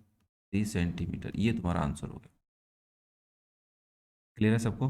Perpendicular from the centre to code bisect the code, यहाँ पे लिख देना bisect the code. Perpendicular from the centre to code, centre to code bisect the code. Question number 24। Sign A plus B, sign A minus B, same question है यार, बहुत easy question है। ए greater fine ए plus B, बहुत easy सा question है बच्चा। Sine A plus B is 1, और sign A minus B is 1/2। Sine में 1 किसकी वैल्यू होती है? 90 डिग्री। तो आप बोलेंगे sine 90 degree is 1, since therefore sine A plus B is equals to sine 90 degree, ठीक है। तो यहाँ से आप लिख सकते हैं ए प्लस बी की वैल्यू कितनी आएगी? 90 डिग्री। ट्रिग्नोमेट्रिक रेशियो इक्वल है, इसका मतलब एंगल भी इक्वल होंगे। तो यहाँ पे वापस बताएंगे सिन साइन 30 डिग्री इज 1/2। तो यहाँ से बच्चा sine A minus B is sine 30 degree. तो आपकी इक्वेशन क्या बन जाएगी? A minus B is 30। दोनों को सोल्व करना है, इसके नीचे लिख देता हूँ ए माइनस बी इज 30 डिग्री। तो प्लस करने से काम चल रहा है, इक्वेशन को बी से बी कट जाएगा। 2a equals to 9 + 3 20, 120। तो ए की वैल्यू आ रही है 60 डिग्री, और ये यहाँ रख दो 60 डिग्री माइनस बी इज 30, 30 इधर आ जाएगा। 60 + 30 इक्वल्स टू बी, बी की सॉरी सॉरी सॉरी सॉरी ए की वैल्यू 60 है, बी उधर जाएगा, ए इधर माइनस आएगा, तो बी की वैल्यू आएगी 30 डिग्री। नहीं कहा ना, A is greater than B, A B से बड़ा है, तो देख लो ए बी से बड़ा है, तो ये तुम्हारा आंसर हो गया। ओके, क्लियर है यहाँ तक बच्चा सबको? Next question number 18। दो पार्ट में दे रखा है, दोनों पार्ट करने हैं अपने को, ठीक है ना। और भी समझा देता हूँ तुम्हारे को। Find the area of a circle that can be inscribe in A square of 8 centimetre. आपके पास एक सर्किल है, जो सर्किल स्क्वायर के अंदर बना हुआ है। तो ये बाहर एक स्क्वायर है, थोड़ा सा ध्यान डायग्राम पे थोड़ा सा कम ध्यान देना यार। या तुम कौन सेट पे ध्यान दो, ये लो। तो हम बोल देंगे sir A B C D is a square, और ये सेंट सर्किल है। ये लाइन थोड़ी सी अच्छी नहीं बनी, अरे यार शिट, तो पूरा ही डिलीट हो गया बच्चा, सॉरी यार, टाइम वेस्ट हो गया अपना ना। अब ठीक है, समझ लो एक बार। तो ये A B C D is a square, A B C D is a square सबसे पहले बात। और अगर मुझे इसका सर्किल का एरिया निकालना है और इसकी साइड 8 सेंटीमीटर है, तो मुझे सर्किल की डायमीटर पता चल गई है। तो आप लिखेंगे diameter of circle is equal to side of square. इतना तो क्लियर है सबको। तो डायमीटर इज इक्वल टू 8, तो 2r इज 8, तो r की वैल्यू आ गई 4। r की वैल्यू कितनी आ गई बच्चा, 4। क्लियर। थोड़ा सा यार ये सैम्पल पेपर के आगे अटक गया, यहाँ कर लेता हूँ अब, ठीक है। r की वैल्यू कितनी आ गई, 4। अगर तुम्हारी रेडियस 4 है, तो एरिया क्या हो जाएगा, एरिया ऑफ सर्कल का formula, area of circle is pi r square. अब तुम्हें पाई की वैल्यू इसने बताई तो है नहीं, बट पेपर की स्टार्टिंग में लिखी हुई होती है कितनी, 22/7। आर स्क्वायर मतलब 4 स्क्वायर, तो 22/7 इंटू 16, 16 2 32, 32 + 3 35, 352/7। बच्चा आप पाई में भी कैलकुलेट कर सकते हैं, डेसिमल में भी कैलकुलेट कर सकते हैं, और यहाँ पे भी छोड़ सकते हैं, ठीक है। तो मेरे हिसाब से आप डेसिमल में करना चाहते, डेसिमल में यहाँ से 16 पाई भी है, इसका आंसर सही है, ठीक है ना। ये भी ठीक है, और इससे को डेसिमल में कर लेना, हो जाएगा। ये लो, सेक्शन सी आ गया अपने पास, कंसिस्ट 6 क्वेश्चन ऑफ 3 मार्क्स। तो वो मेरे हिसाब से अपन ज़्यादा टाइम नहीं लगा रहे हैं, जितना जल्दी हो पा रहा है मैं तुम्हें समझा पा रहा हूँ। अब यही बात है कि यार उनको आराम से समझाने से फ़ायदा क्या है ना। तो कोशिश कर रहे हैं, बाकी आपका कोई सजेशन हो तो आप कमेंट बॉक्स में बता सकते हैं मुझको। उस सजेशन को हम जरूर अप्लाई करेंगे नेक्स्ट वीडियो में से। ओके, चलो सेक्शन सी के क्वेश्चन स्टार्ट करते हैं। क्वेश्चन नंबर जो अपना सी सेक्शन का फर्स्ट है, ये रहा। ये थोड़ा सा कट के आ गया यार इसके अंदर, कोई नहीं। Prove that 7/5 is an irrational number. तो ऑब्वियसली यार इरेशनल नंबर का एक क्वेश्चन तो एग्जाम में जरूर आता है ना, कि इरेशनल प्रूव करना। तो कैसे करेंगे, सबसे पहले आप बोलोगे सर √5 को लेट करेंगे कि ये एक रेशनल नंबर है ना। फिर हम इसको कॉन्ट्राडिक्शन कर देंगे कि यार हमने जो किया था एग्जेप्शन वो गलत हो गया है। तो √5 को रेशनल नंबर लेंगे, और तो √5 हो जाएगा p/q। वहाँ पे आप बोलोगे कि p&q, या प्रॉपरली कर लेना है ना इसको, p&q आर को प्राइम है। फिर हम इसको फर्दर सोल्व करके लास्ट में बता देंगे कि √5 इरेशनल है, हमारा कॉन्ट्राडिक्शन गलत हो गया था। और कभी भी इरेशनल नंबर को अगर आप किसी भी नंबर से मल्टीप्लाई करते हैं, चाहे रेशनल से करें चाहे irrational number, then the product of rational and irrational, ठीक है ना। तो इसकी वजह से क्या हो जाएगा, एक इरेशनल नंबर हो जाएगा। तो मेरे हिसाब से ये क्वेश्चन तो आप लोग कर सकते हो, इसमें तो कोई ज़्यादा बड़ी बात है नहीं तुम्हारे लिए, कर सकते हो ना सारे क्वेश्चन। चलो नेक्स्ट क्वेश्चन देखो, क्वेश्चन नंबर 27। सोल्व करो, ये वाली वैल्यू है, बहुत ही इजी क्वेश्चन है यार ये तो। 2x+1 plus 2x+1 divide by x-1 is 2। और इसने बताया कि x की वैल्यू -1/2 एंड 1 नहीं हो सकती है। तो ऑब्वियसली हमें इसको सोल्व कैसे करना है, इसको क्वाड्रेटिक इक्वेशन बनाना है। सबसे पहले क्या बना लेंगे, क्वाड्रेटिक इक्वेशन। तो क्वाड्रेटिक इक्वेशन बनने के बाद सोल्व कर लेंगे, मिडल टर्म स्प्लिटिंग मेथड तो आता ही होगा तुम सबको, ठीक है। तो चलो फिर फटाफट सोल्व करते हैं। तो सबसे पहले हम क्रॉस मल्टीप्लाई करेंगे, एलसीएम लेके, एलसीएम लेंगे तभी तो होगा। 2x+1 इंटू x-1, तो ये हो जाएगा बच्चा x-1 का होल स्क्वायर, और यहाँ हो जाएगा 2x+1 का होल स्क्वायर। एक और मेथड है इसको सोल्व करने का, आप x-1/2x+1, क्योंकि ये रेसिप्रोकल है एक दूसरे के, तो उस हिसाब से कर सकते हैं, बट उस पर नहीं जाना अपने को, छोड़ो ना, अपन इससे नॉर्मल मेथड से ही कर लेते हैं। आइडेंटिटी लगाएंगे और इसका प्रोडक्ट करके उस उधर ले जाते हैं। तो इधर हो जाएगा x² + 1 -2x, ये तो x-1 का होल स्क्वायर हो गया, प्लस 2x+1 का whole square 4x² + 1 plus 4x equals to 2 into, ये हो जाएगा बच्चा 2x² - 2x प्लस x-1। इन दोनों का प्रोडक्ट है 2x² - 2x प्लस x-1। ना देखो x² 4x² तो हो गए 5x², 1 + 1 2 हो जाते हैं, और ये minus plus 2x+2 equals to 2x 4x² - 4x।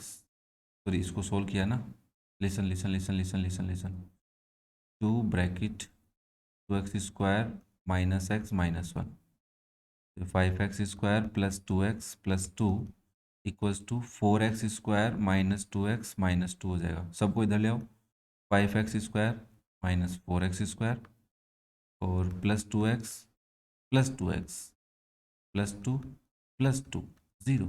तो आपकी इक्वेशन बन जाएगी x² plus 4x plus 4 is 0। Clear है सबको यहाँ पे ना? और अब हम इस 4 के फैक्टर करने हैं, तो 2 2 जा 4, सम भी 4 आना चाहिए, प्रोडक्ट भी 4, तो आप लिखोगे x² plus 2x plus 2x plus 2 is 0 plus 4। और वैसे भी ये ना आइडेंटिटी लग रही है यहाँ पे, कोई नहीं, x प्लस 2 x कॉमन लिया फर्स्ट 2 टर्म में से, सेकेंड 2 टर्म में से 2 कॉमन आ रहा है, x प्लस 2 0। तो इन दोनों टर्म में से ब्रैकेट कॉमन ले लो x प्लस 2, तो क्या बचेगा, x प्लस 2 इज 0। तो या तो x प्लस 2 0 है, या फिर आप बोलोगे x प्लस 2 0 है।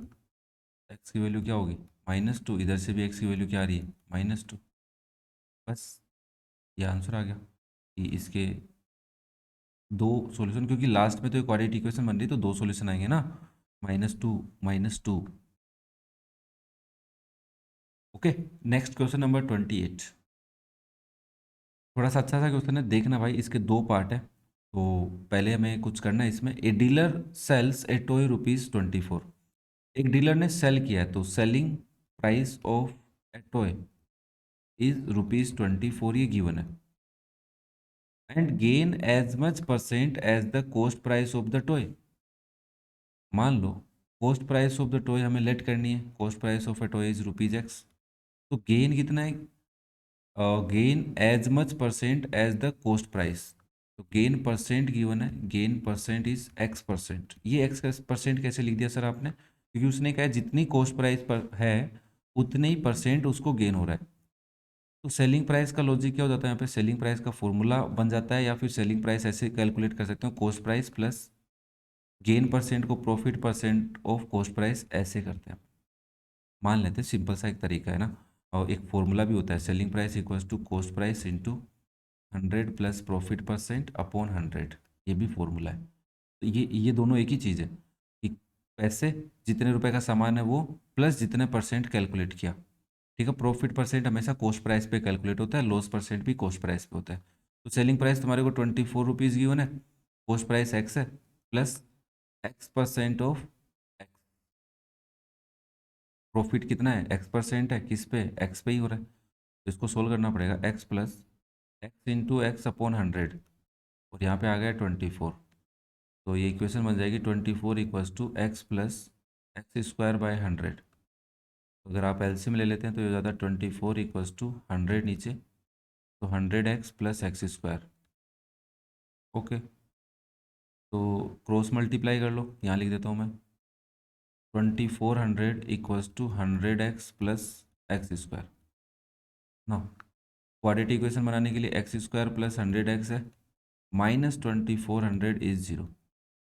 2400 के फैक्टर करने हैं, तो 2400 में अगर मैं 24 के फैक्टर देखूँ तो 6 4 जा, तो 60 और 40, बट माइनस है और प्लस है, तो हाँ ये हो सकता है x² माइनस 60x। नहीं नहीं नहीं नहीं नहीं नहीं नहीं नहीं नहीं नहीं नहीं नहीं, एक प्लस का एक माइनस का होगा, ये तो नहीं होगा, और करने पड़ेंगे। 6 ये होंगे 3 इंटू 2 इंटू 10 इंटू 40। इसमें देख लो कुछ आ रहा है तो 200 और 4 3 ज़ा 12, 120 और 20, 100 आ रहा है, हाँ आ रहा है, ठीक है बच्चा। 120x minus 20x minus 2400 is 0। इन दोनों में से x कॉमन लोगे तो x प्लस 120 आएगा, और इधर से बच्चा -20 कॉमन लोगे, x प्लस 120 आ रहा है, ओब्वियसली आएगा ना यार, वो तो सिंपल सा लॉजिक है। x प्लस 120 कॉमन ले लो बच्चा, यहाँ पे x -20 बचेगा, तो यहाँ से x की वैल्यू या तो -120 है या फिर x की वैल्यू 20 है, तो बताओ कौन सी पॉसिबल है। ओब्वियसली ये तो पॉसिबल ही नहीं है, ₹20 पॉसिबल है। तो कॉस्ट प्राइस कितनी आ गई तुम्हारी पास, कॉस्ट प्राइस इज ₹20। तो ये तो फर्स्ट पार्ट का आंसर हुआ है। सेकेंड पार्ट का आंसर देखो, which mathematical concept is use in the above problem, कौन सा कॉन्सेप्ट है, तो चैप्टर का नाम बता दो इसको या तो। चैप्टर का नाम ही बताओगे, क्या नाम है? Quadratic polynomial. क्वाड्रेटिक पोलिनोमियल का कॉन्सेप्ट हमने यूज में लिया है। Okay, next question number 23। Okay, ये सॉरी 28 का और पार्ट है। इन फॉरेस्ट, एक बार इसको थोड़ा सा जूम कर लेता हूँ मैं, है ना, क्योंकि फिर पढ़ने में थोड़ी इजी रहे यार मेरे को भी। अभी ठीक है। In forest, trees are cut down every year. Okay, so animals do not find the shadowy area to sleep or rest. ठीक है भाई साहब, animals of the forest wander whole day to find the area full of trees. Okay, यहाँ तक कोई काम की बात नहीं है ना, कि एक जंगल के अंदर ट्री काटे जा रहे हैं हर साल, तो एनिमल्स को छाएदार एरिया नहीं मिल रहा है जहाँ पे वो सो सकें और रेस्ट कर सकें। एनिमल्स इधर उधर घूमते रहते हैं पूरे दिन उस एरिया को फाइंड आउट करने के लिए जहाँ पे ट्री हो। फिर उसने कहा है ए वर्टिकल रो ऑफ ट्रीज, एक वर्टिकल रो है, तो वर्टिकल रो तो ऐसी होती है जो 12 मीटर हाई है। कास्ट ए शेडो 8 मीटर, अब आपको लग रहा होगा ज्योमेट्री ट्रिग्नोमेट्री की एप्लीकेशन है, 8 मीटर की शेडो बना दी इसने ऑन द ग्राउंड। तो मान लेते हैं A B is the height of the tree and B C is the shadow 8 centimetre, 8 metre. At the same time, उसी टाइम, इस बात का ध्यान रखना, एट द सेम टाइम, तो यही टाइम है वापस से, बम्बू है ट्री, तो एक ट्री का बम्बू है फिर से, cast and shadow 40 metre long. अब मुझे कोई बात बताएगा, यहाँ पे जब सेम टाइम बोला है और शेडो की बातें चल रही है, तो मैं बोल सकता हूँ this is the angle of elevation and angle of elevation are same of sun. Angle of elevation of sun on the same times are equal. ये बात समझ में आती है तुम्हारे को सबको? ठीक है, तो यहाँ पे मैं पी क्यू आर लिख लेता हूँ बच्चा, और ये तुम्हारे पास एक्स है। देखो, हम ट्रिग्नोमेट्रिक रेशियो क्यों नहीं लगा रहे इसके अंदर? सबसे पहली बात, मेरा कहने का मतलब ये है कि क्योंकि बच्चा ट्रिग्नोमेट्रिक रेशियो लगाने के लिए पहले तो इन दोनों में एक रिलेशन होना चाहिए ना। तो थीटा का रिलेशन तुम्हें मिल गया, मिला कि नहीं मिला? बट बच्चा लोग, इसमें थीटा निकालने जाओगे 12/8, और 12 में 4 का डिवाइड करोगे तो 4 3 जा और 4 2 जा, तो 2/3 कोई ट्रिग्नोमेट्रिक रेशियो नहीं है। तो हमें दूसरा मेथड कौन सा अप्लाई करना पड़ेगा? अरे 8/12 कर लोगे यार, तो भी कोई 3/2 तो होता ही नहीं ना तुम्हारे पास, √3 होता है। तो ऑब्वियसली आप इसको सिमिलरिटी से करोगे, तो इन दोनों को सिमिलर करने की कोशिश करो। तो आपको पता है ट्री सीधा, बम्बू सीधा, तो आप बोलोगे in triangle A B C and triangle P Q R, और sir angle B is equals to angle Q, each 90 degree, दोनों 90 डिग्री के हैं। ठीक है, और फिर हम बोलेंगे angle C is equals to angle R. क्या है ये? और angle of sun is equal at the same time. ये बोल सकता हूँ मैं कि सेम टाइम पे सन का एंगल सेम रहता है। ठीक है, angle of elevation of sun at the same time is equal भी बोल सकते हो। तो आप बोलोगे by A similarity, A similarity हम बोल सकते हैं sir triangle A B C is similar. ये सिमिलर का साइन थोड़ा सा देख लेना यार, similar triangle P Q R. नाम सही लिखा है मैंने, क्योंकि देख लो बी एंगल किसके इक्वल है बच्चा, क्यू के, और सी एंगल किसके इक्वल है, आर के। नाम सही है अपने। एक नेम लिखने में बहुत से बच्चों गलती कर देते हैं यहाँ पे ना। अब आप लिखेंगे by C P S T corresponding part of similar triangle, और आर इन प्रोपोर्शन, तो ए बी फर्स्ट सेकंड, तो फर्स्ट सेकंड पी क्यू है, बी सी सेकंड थर्ड, इधर आएगा क्यू आर, और इधर आएगा A C upon P R. Clear है ना? अब हमारे को क्या क्या कैलकुलेट करना है, ए बी पता है, बी सी पता है, तो ए बी बी सी ये दोनों काम आ सकता है। पी क्यू है और क्यू आर है, तो यहाँ से आप लिखेंगे देयरफॉर हम ऐसा भी बोल सकते हैं कि sir A B upon P Q is equals to B C upon Q R होगा। ओके, तो ए बी कितना है 12, पी क्यू कितना है एक्स, बी सी कितना है 8, क्यू आर कितना है 40। तो मैं 4 से कैंसिल करता हूँ, 4 3 जा, 4 2 जा, और 2 से 20 टाइम, तो क्रॉस मल्टीप्लाई करोगे, देखो 3/x इक्वल्स टू 1/20 है, तो क्रॉस मल्टीप्लाई करोगे एक्स की वैल्यू आएगी 60। तो so the height of the bamboo is 60 metre. और कौन सा कॉन्सेप्ट यूज में लिया है, तो आप बोलेंगे similar triangle, similarity of triangle या सिमिलर ट्राइंगल बोल सकते हैं, सिमिलरिटी ऑफ ट्राइंगल भी बोल सकते हो यहाँ पे, सिमिलरिटी ऑफ ट्राइंगल। ठीक है, वैसे चैप्टर का नाम तो ट्राइंगल ही है। ओके, नेक्स्ट क्वेश्चन करते हैं बच्चा, question number 29। Prove that the opposite sides of a quadrilateral circumscribing a circle obtained supplementary angles at the center of the circle। NCERT का क्वेश्चन है कि अगर आपके पास एक सर्किल है, वो सर्किल सर्कमस्क्राइबिंग कर रहा है एक क्वाड्रिलेटरल, मान लेते हैं क्वाड्रिलेटरल है, कोई भी क्वाड्रिलेटरल हो सकता है। मैं एक बार थोड़ा सा इंक चेंज कर लेता हूँ, ए बी सी टी। मैं ऐसे बोल सकता हूँ बेटा कि A D and B C are opposite sides, yes और नो। और ऐसे ही आप बोल सकते हो sir A B and C D are opposite sides, are pair of opposite side in a quadrilateral. अब हमें क्या करना है कि ये प्रूव करना है कि सर ये सेंटर है सर्कल का, तो ए डी ये वाली लाइन एक एंगल बना रही है, ऐसे ही बी सी लाइन एक एंगल बना रही है। सब सब लिसन, सबटेंड बनाना, ये जो दोनों एंगल है, ये एक्स है और ये वाई है, मान लेते हैं एक बार समझने के लिए, इन दोनों का सम 180 है। ऐसे तुम्हें ये प्रूव करना है कि ए बी जो एंगल बना रही है ये जेड बना लेते हैं और यहाँ पे ले लेते हैं टी, तो जेड प्लस टी और एक्स प्लस वाई दोनों 180 हैं सम, तो ये प्रूव करना है। ठीक है, तो मैं एक बार लाइन तो ड्रॉ कर दी मैंने, समझा देता हूँ तुम्हें। टू प्रूव क्या करना है यहाँ पे, टू प्रूव करना है कि एंगल ए और इसका नाम ओ रख लेते हैं, है ना, angle A O D plus angle B O C is equal to 180 degree, and angle A O B plus angle B D O C is 180 degree. हमें क्या करना है, बस भाई जहाँ जहाँ टच कर रहा है, तो मान लेते हैं यहाँ पे टच कर रहा है, सर्कल टच तो करेगा ना क्वाड्रिलेटरल को, तो इसका नाम लिख देता हूँ पी क्यू आर एस। और इन सभी को ज्वाइन कर दो बस, join O S, join O R, join O Q, join O P, हो गया। अब यहाँ पे जितने एंगल बन रहे हैं, दिख रहा है तुम्हें कितने एंगल बन रहे हैं, एक एंगल ये बन रहा है, ये बन रहा है, ये जितने भी एंगल बन रहे हैं इन सबको अलग अलग मेंशन करना पड़ेगा, कोई ऑप्शन नहीं है।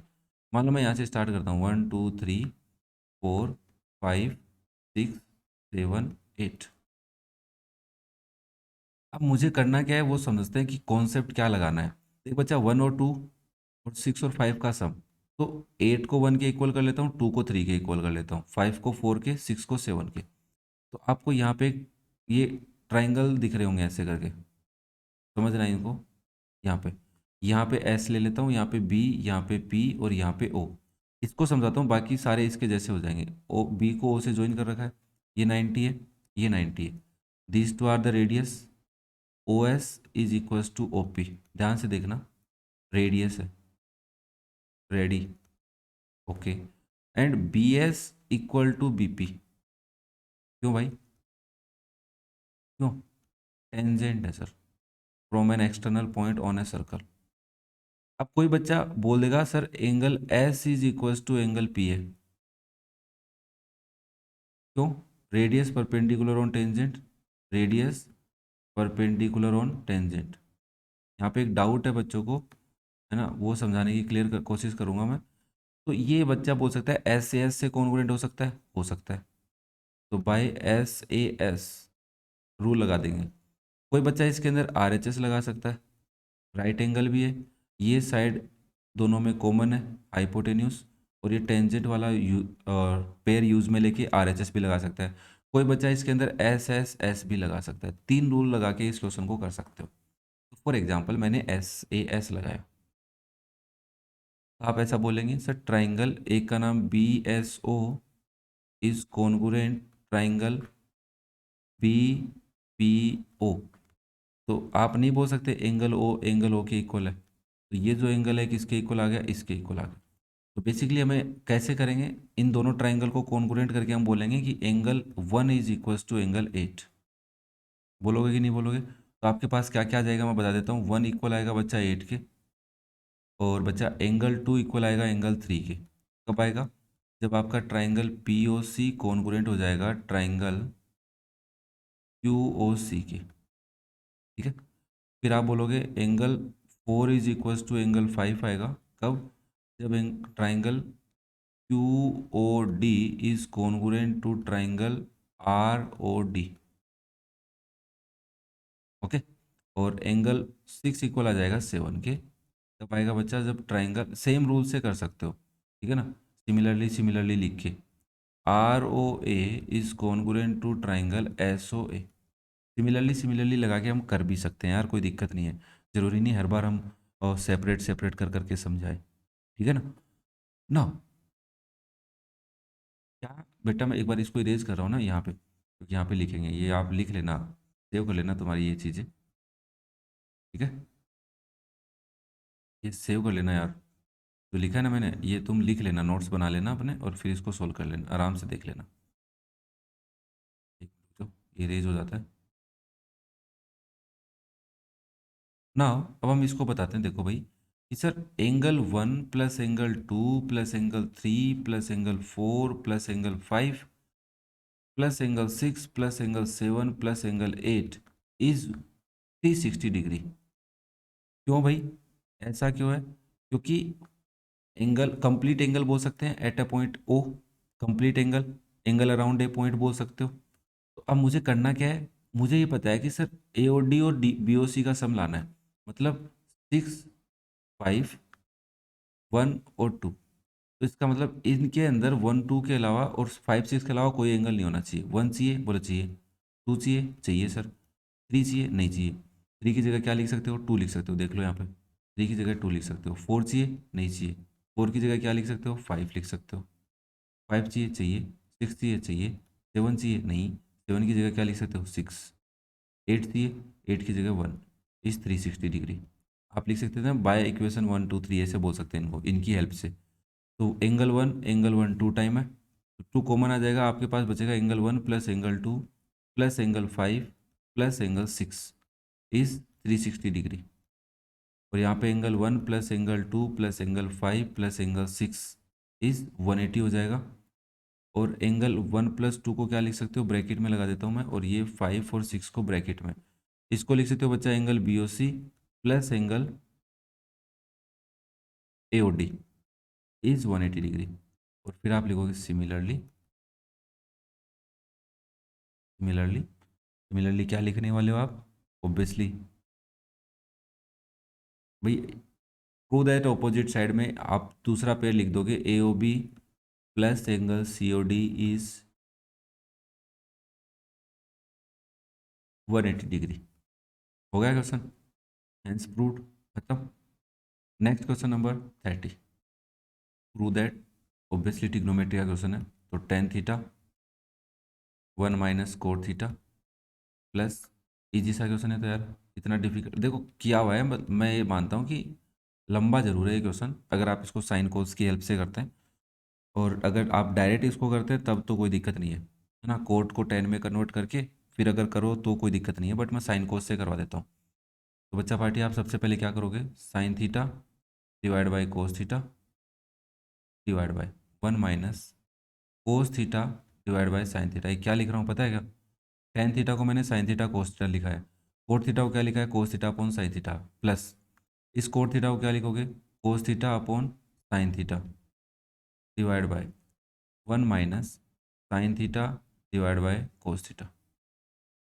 अब ऊपर तो कुछ नहीं है, sine theta by cos theta ही रहेगा, बट नीचे एलसीएम लेना पड़ेगा, तो नीचे तुम लोगों ने एलसीएम लिया, क्या आया, साइन थीटा, तो आप लिखोगे sign theta minus cos theta plus, यहाँ पे क्या रहेगा, कोस थीटा अपॉन साइन थीटा, और एलसीएम लोगे तो नीचे कोस थीटा एलसीएम लिया, तो क्या आया, cos theta minus sine theta. Okay, clear है यहाँ तक ना। अब देखो बच्चा, इसको क्या करना है, ये फ्रैक्शन है, ये दूसरा फ्रैक्शन है, तो फ्रैक्शन ऑफ फ्रैक्शन से कैसे डिवाइड करते हैं, sign theta divide by cos theta, नीचे वाले का रेसिप्रोकल करके मल्टीप्लाई कर देते हैं, sign theta divide by sine theta minus cos theta. Okay, plus similarly ऐसे इधर होगा, cos theta divide by sine theta into cos theta divide by cos theta minus sine theta. अब देखो sign theta into sine theta cos sine square theta हो जाएगा। ये तो क्या हो जाएगा sine square theta divide bye नीचे क्या है cos theta into sine theta minus cos theta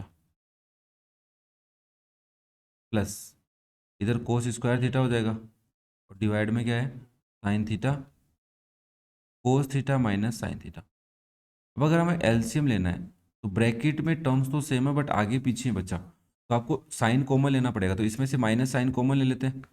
तो ये हो जाएगा sine square theta divide by cos theta sine theta in minus cos theta minus cos square theta, क्योंकि माइनस साइन मैंने common लिया है नीचे वाले में से, साइन स्क्वायर थीटा और ये हो जाएगा sign theta minus cos theta.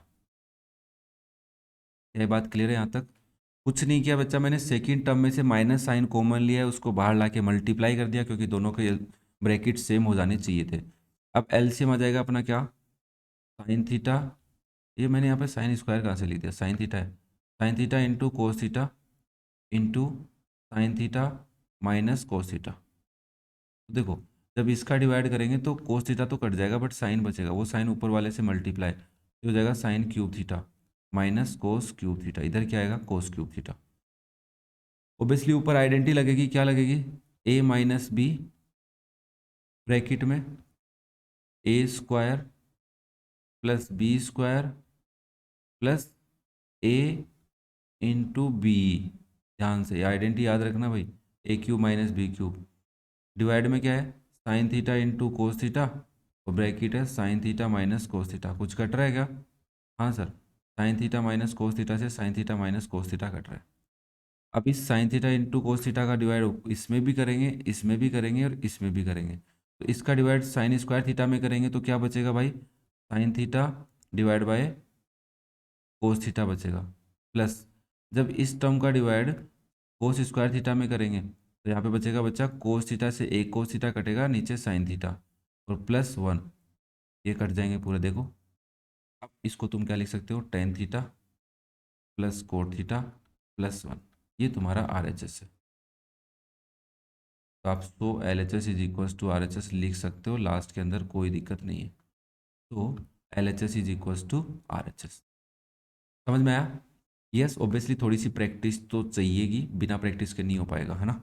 Next question number part two इसी का, हमने क्वेश्चन नंबर टू नहीं है पार्ट टू है इसी का ही। क्या गिवन है one plus cot square alpha divide by one plus cosec alpha equals to लाना है कोसेक एल्फा। तो ऑब्वियसली हम एल एच एस लेके चलेंगे, क्या लेके चलेंगे L H S, sine cos में कन्वर्ट कर लेते हैं, साइन कोस में क्वेश्चन हो जाता है जल्दी से। तो आप इसको cos square alpha divide by sine square alpha upon में क्या रहेगा one plus one upon sine alpha.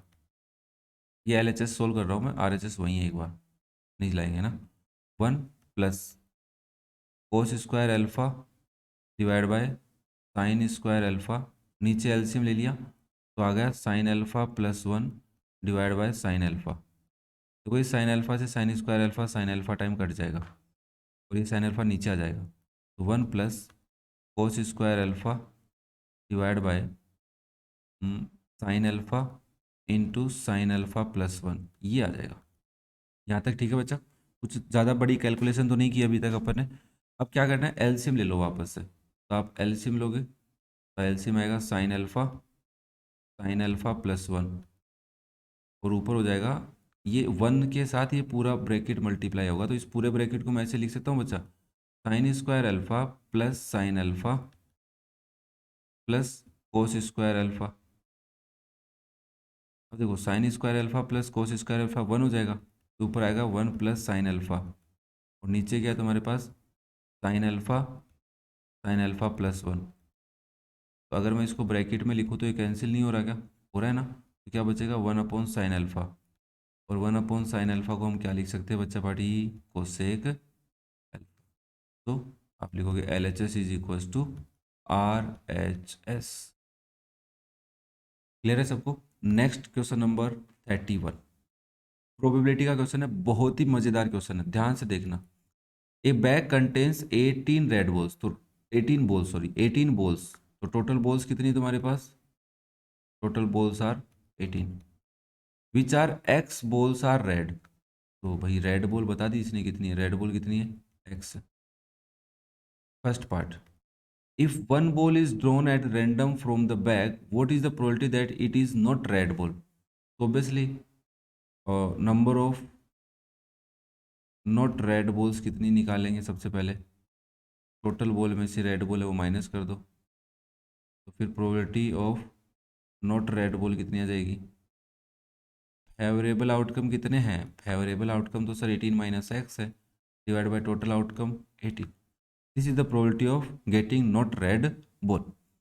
अब फिर हम सेकेंड पार्ट के ऊपर चलते हैं, क्या कहता है, if two more red balls are put in the bag, now listen, दो बॉल बैग के अंदर रख दी तुम लोगों ने, तो रेड बॉल भी इंक्रीज हो गई है, ध्यान से सुनना, रेड बॉल भी इंक्रीज हो गई प्लस टोटल बॉल भी इंक्रीज हो गई। तो नाउ नाउ टोटल बॉल कितनी है इस कंडीशन में, now total balls are 18 plus 2, तो 20 हो गई तुम्हारी, कितनी हो गई बच्चा, 20। और रेड बॉल कितनी हो गई है, new red balls second condition में x प्लस 2 हो गई। The probability of drawing a red ball will be, अगर तुम इसमें से प्रोबेबिलिटी ऑफ रेड बॉल निकालते हो तो प्रोबेबिलिटी ऑफ रेड बॉल क्या होगी भाई, probability of red ball getting red ball, तो आप कहोगे x प्लस 2/20 होगी। बी, ये जो वैल्यू आएगी, तो प्रोबेबिलिटी ऑफ रेड बॉल बता रहा है तुम्हारे को is 9/8 times the probability of drawing a red ball in the first case. First case में जो तुम्हारी रेड बॉल की प्रोबेबिलिटी आई थी उससे मल्टीप्लाई कर दो, तो मैं इसको आर डैश बोल देता हूँ, है ना, आर डैश, और प्रोबेबिलिटी ऑफ आर निकालना है। तो इस कंडीशन में प्रोबेबिलिटी ऑफ रेड बॉल कितनी हो जाएगी बच्चा, x/18 हो जाएगी। सिंपल सा लॉजिक है यार, एक्स बॉल्स हैं टोटल 18 है, तो बस पुट कर दो, x plus 2 divide by 20 equals to 9/8 into x/18। 9 से कटेगा ये 2 time,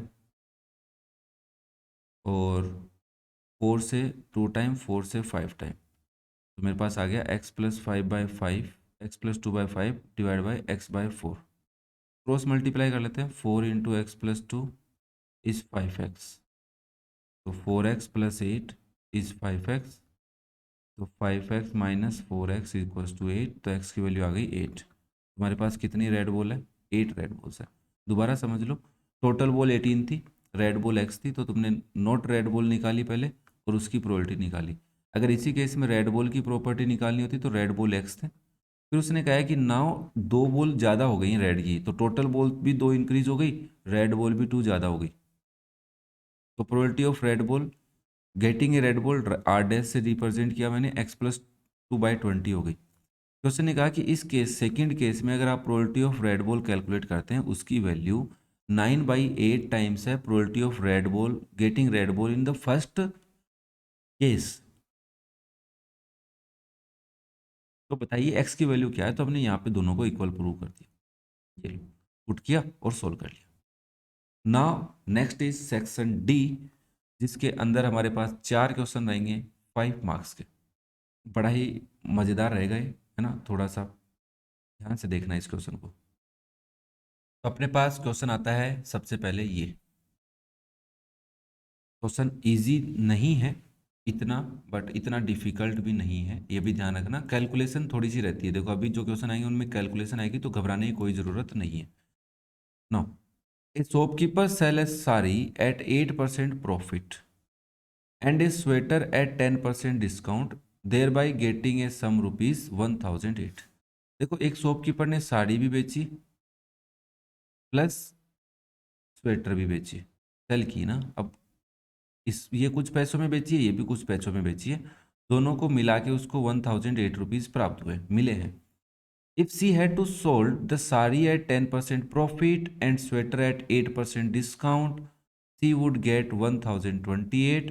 find the cost price of the sari and list price, list price का मतलब है price before discount of the sweater. तो आप लेट करेंगे, लेट, देखो इसके अंदर हम साड़ी की कॉस्ट प्राइस लेंगे और स्वेटर की लेंगे, दोनों की पूछिए, cost price of sari and list price of the sweater. Clear है? तो cost price of let CP of sari, is x and CP of, भाई एक पे डिस्काउंट मिल रहा है तो उस पे बोलते हैं मार्क प्राइस या list price, mark price of sweater is y. तो केस फर्स्ट आपको क्या कह रहा है, केस फर्स्ट में कह रहा है सेल से साड़ी 8% प्रॉफिट, तो साड़ी X रुपए की प्लस प्रॉफिट कितना है 8% ऑफ X, ये तो साड़ी की बात हो गई। प्लस दूसरे में पैसे क्या लगे, 10% डिस्काउंट दिया है, तो Y थी उसमें से माइनस हो गया 10% ऑफ Y, जितने की भाई मार्क प्राइस जितने की होती है उसी पे तो डिस्काउंट देंगे। दोनों को मिला के कितने पैसे आने चाहिए 1008, बस सोल्व करना है। तो x plus 8 into 1/100 into x plus y minus 10 into 1/100 into y. देखो 8 2 से और ये आएगा 4 से 25, 0 से 0 कैंसिल, तो मेरा तो बन रहा है x plus 2/25x plus y minus y/10 is, ये लिखना भूल गए 1008 आ गया। इक्वेशन बनेगी बच्चा देख, इसका एलसीएम कितना आएगा 25 आएगा, तो 25x प्लस 2x प्लस इधर एलसीएम 10 आएगा 10y minus Y equals to 1008, तो हो जाएगा 27/x/25 plus 9y/10 equals to 1008। Obviously यार मेरे हिसाब से वापस से एलसीएम लेके कर लेते तो सही रहता, बट यहाँ कैंसिल नहीं करते तो सही रहता मेरे हिसाब से, है ना। कैल्शियम करके गलती कर दी, कैल्शियम नहीं करेंगे सर, कैलकुलेशन नहीं करेंगे क्योंकि लास्ट में इक्वेशन गलत आ रही है, फिर नहीं गलत तो नहीं आ रही बट बड़ी आ रही है यार, है ना, फिर मल्टीप्लाई करने के चक्कर में रह जाएंगे अपन। तो यहाँ से मैं इसको थोड़ा इरेज करके दोबारा समझा देता हूँ। यहाँ पे 8 था बच्चा, ये ब्रैकेट लगा लेता हूँ, और यहाँ पे और 10 था, यहाँ 100 था, तो आप इसको लिख सकते हैं x plus 8x/100 plus y minus 10/100 y is 1008। तो ये तो एलसीएम लोगे तो 108/x हो जाएगा, 108x/100, और ये प्लस 90y/100 इक्वल्स टू 1008। तो 100 एलसीएम ले लो उधर भेज दो, तो आपकी इक्वेशन बन जाएगी बच्चा पार्टी। यहाँ से डेसिमल में लिखना था और डेसिमल में कर लो, अदरवाइज ये क्वेश्चन थोड़ा सा पेचीदा है। 108x क्योंकि कैलकुलेशन बड़ी है, 90y इक्वल्स टू 100800। ये आपकी फर्स्ट इक्वेशन बन गई। क्या भाई फर्स्ट इक्वेशन में किसी को दिक्कत है भाई? 10% है, ठीक है। Next next next next case second में तुम्हें क्या कह रहा है, केस सेकंड में कह रहा है sir sari sale at profit 10% and sweater at 8% discount, तो आपके पास x प्लस 10% ऑफ x हो जाएगा अब बार, plus y minus 8% of y, answer आएगा 1028। तो आप इसको लिखो x plus 10x/100 plus y minus 8y/100 equals to 1028। ये हो जाएगा 110x/100 plus 100 minus 8 92y/100 equals to 1028। वापस से 110x plus 92y equals to 102800। ये आपकी सेकंड इक्वेशन आ जाएगी। अब बच्चा पार्टी यहाँ से अगर आप x को सोल्व करते हो और y को कैलकुलेट करते हो, x और y की वैल्यू कैलकुलेट करते हो, या तो आप इसको एस्टिमेशन से कर सकते हो या सब्स्टिट्यूशन से भी कर सकते हो। कि फॉर एग्जांपल यहाँ से आपने y की वैल्यू निकाली या x की वैल्यू निकाली और इसमें पुट करके सोल्व कर सकते हो। कोफिशिएंट इक्वल करना ज़्यादा इजी नहीं है, अब यार डिफिकल्ट है, तो ये कैलकुलेशन मैं तुम्हारे ऊपर छोड़ रहा हूँ, इतनी तो कर लेना यार, है ना। ये तो कैलकुलेट कर लोगे। क्वेश्चन समझ में आया? तो हमारे को x और y की वैल्यू पूछिए, बिफोर डिस्काउंट मतलब लिस्ट प्राइस तो y की पूछिए, और साड़ी की हमसे कॉस्ट प्राइस पूछिए, तो लिस्ट प्राइस ही मार्क प्राइस लेट की हमने यहाँ पर। Clear? Next question number 33। Easy नहीं है और डिफिकल्ट भी नहीं है, ठीक है, ध्यान से देखना भाई। इसको थोड़ा सा शेप को जूम कर लेते हैं। शेप को जूम कर लेंगे तो इजीली हो जाएगा। ओके, जूम हो जाएगी क्या भाई? ये जूम करने की कोशिश कर रहा हूँ, कहाँ गए? हो रही है ना। हमें कह रहा है कि L is parallel to M है and line segment ABCDEF are concurrent at a point P। मतलब कोइंसिडेंट लाइन्स है, एक ही पॉइंट P से जा रही हैं। तो प्रूव करके दिखाइए ऐसा कुछ। तुमने कहा AE है, हाँ। PF है, हाँ। AC है, PD है, CE है, FD है। तो बच्चा पार्टी देखो, सबसे पहले इस वाले ट्राइंगल को और इस वाले ट्राइंगल को कॉन्ग्रुएंट करना होगा। तो मैं यहाँ पे ट्राइंगल बना देता हूँ, तुम्हारे को समझने में इजी रहेगा। एक ट्राइंगल ये है जिसका नाम रहेगा AEP। और बचा दूसरा ट्राइंगल यहाँ रहेगा, इसका नाम है FBP। उसने कहा है कि ये दोनों लाइनें पैरेलल हैं, L लाइन M के पैरेलल है, तो हम कंसीडर कर सकते हैं AB इज ए ट्रांसवर्सल। तो ये जो एंगल है, ये एंगल इस एंगल A के इक्वल है, और एंगल P किसके इक्वल है? इस एंगल P के इक्वल है। ठीक है, फिर हमारे को दूसरे ट्राइंगल कॉन्ग्रुएंट करने हैं, ये वाले बच्चा। ठीक है, लाइन को थोड़ा सा छोटा कर लेंगे। इस ट्राइंगल का नाम बता देता हूँ तुम्हारे को, इसका नाम है CEP। और इधर ट्राइंगल रहेगा बच्चा आपका, करवाऊंगा ऐसे, नहीं छोड़ के नहीं जा रहा बीच में। TFP। देखो बच्चा, इस क्वेश्चन में भी हमें पता चल जाएगा कि sir CD as a transversal consider करते हैं, तो एंगल CD के इक्वल है। ठीक है, और एंगल P के इक्वल है, वर्टिकली अपोजिट एंगल। दो ट्राइंगल कॉन्ग्रुएंट हो गए। फिर तुम्हारे देखा AC भी चाहिए तुम्हारे को, पूरी लाइन चाहिए। तो पूरी लाइन चाहिए तो पूरा ट्राइंगल भी काम में लेना पड़ेगा, ये वाला ट्राइंगल और उधर भी दूसरा ऐसा ही ट्राइंगल। ठीक है, यहाँ पे D लिखा हुआ है, यहाँ पे B लिखा हुआ है, यहाँ पे P लिखा हुआ है, यहाँ पे A, यहाँ पे C। तो आप फिर बोलेंगे एंगल A किसके इक्वल है? B के इक्वल है। और C किसके इक्वल है? D के इक्वल है। और एंगल P किसके इक्वल है? P के इक्वल है। तो मैं इन दोनों ट्राइंगल को कौन से कॉन्सेप्ट से कौन सिमिलर कर सकता हूँ? A से कर सकता हूँ, दो एंगल इक्वल है, तो आप इसका नाम लिखेंगे triangle APE is similar to triangle. देखो A किसके इक्वल है? B के। P किसके इक्वल है? P के। तो FB F के इक्वल होगा। फिर अगर मैं इन दोनों ट्राइंगल्स को सिमिलर कर रहा हूँ तो वापस से A सिमिलरिटी से सिमिलर होंगे बच्चा। मान लेते हैं इसका नाम हम लिख लेते हैं ECP। ACP तो नहीं है, ECP है ट्राइंगल। तो C एंगल किसके इक्वल है? D के, तो D आएगा। और P एंगल किसके इक्वल है? P के। बचा क्या? F। Angle E is equals to angle F। ये ठीक है भाई ना। लास्ट इस इन दोनों ट्राइंगल को सिमिलर करना है, तो एक का नाम आप लिखोगे A, यहाँ पे P है, APC is similar to triangle. Angle A किसके इक्वल है? B के, तो B। P किसके इक्वल है? P के। और L किसके इक्वल है? L कहाँ से आ गया? C है ना ये, क्या है? C एंगल किसके इक्वल आएगा? D के। तो ये तीनों ट्राइंगल सिमिलर है। इससे आप क्या लिख सकते हो बच्चा? AP by BP is equals to PE by PF is equals to AE by BF। कितने हो गए? सिमिलरली इसमें भी कुछ लिख सकते हैं, काम तो आएगा सब।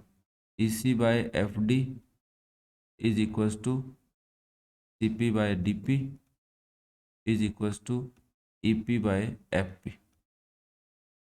और इस वाले ट्राइंगल में क्या लिख सकते हो? लास्ट वाले में AP by BP is equals to PC by PD is equals to AC by PD। अब देखो तुम्हें क्या इक्वल लाना है, तुम्हें क्या लाना है? AE और CE। तो तुमने देखा AE ये रहा सर, और CE ये रहा, और FD प्लस AC और PD। तो मैंने कहा क्या इन दोनों, ये दोनों इक्वल हो सकते हैं? हाँ सर, क्योंकि PE अपॉन EF देखो दोनों में कॉमन है। तो इस वजह से तुम इक्वेशन 1 और 2 से क्या लिखोगे? तुम लिख सकते हो PE by PF is equals to AE by BF plus EC by FD। ठीक है बच्चा, प्लस नहीं यार, इक्वल, सॉरी बच्चा सॉरी, इक्वल।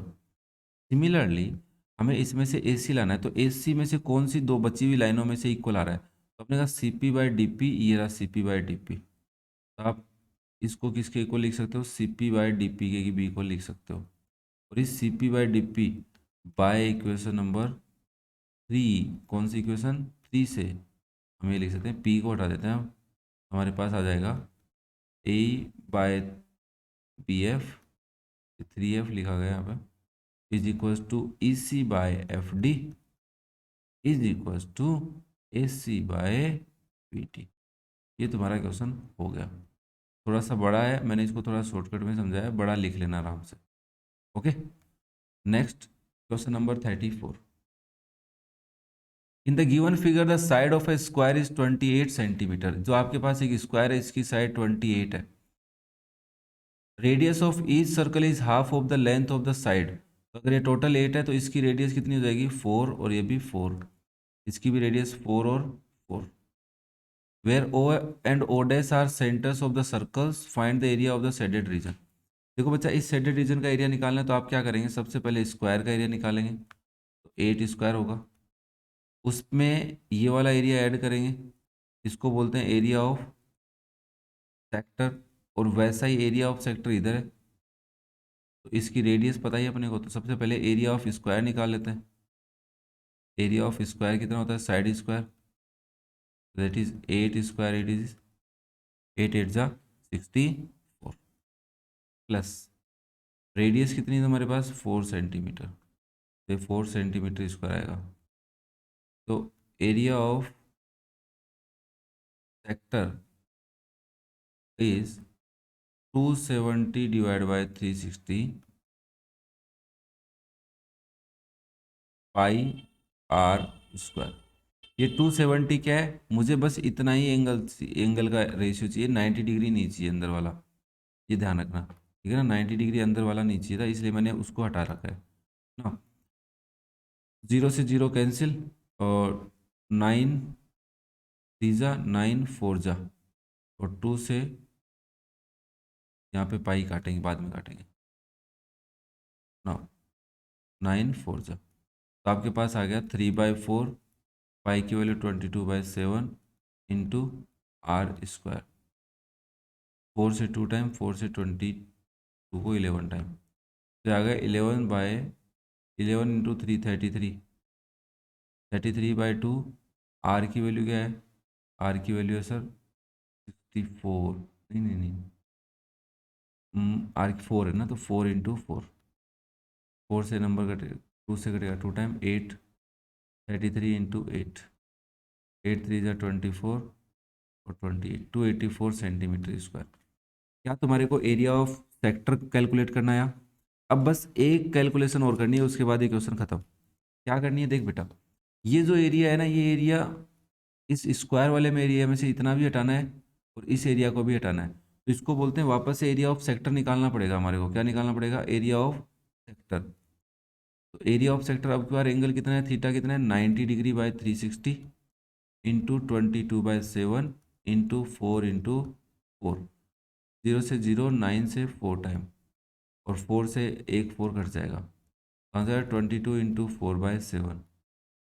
ओके बच्चा, क्लियर है ना। इसको कैलकुलेट करते हैं, 88/7 आएगा, और 88 में अगर मैं 7 का डिवाइड करता हूँ, 88 डिवाइड बाय 7, तो आंसर आ रहा है 12.57, 12.57 सेंटीमीटर स्क्वायर। अब तुम्हारे को एरिया ऑफ शेडेड रीजन निकालना है, तो क्या करेंगे, ये फॉर्मूला समझ लो।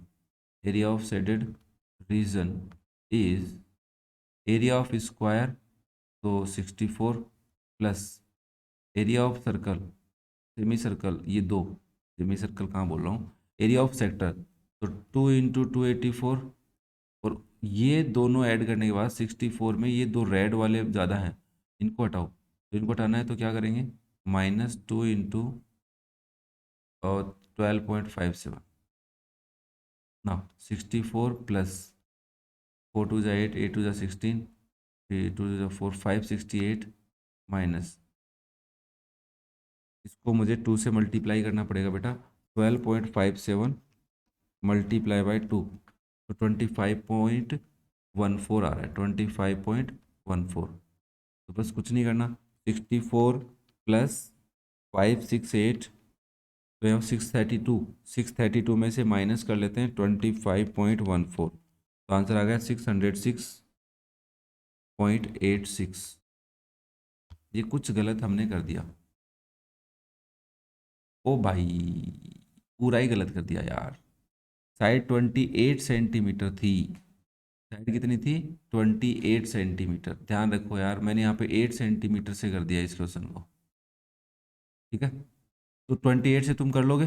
चलो फटाफट करते हैं अभी। तो यहाँ पे 28 लिखना है, यहाँ पे 14 हो जाएगा, रेडियस 14 हो जाएगी।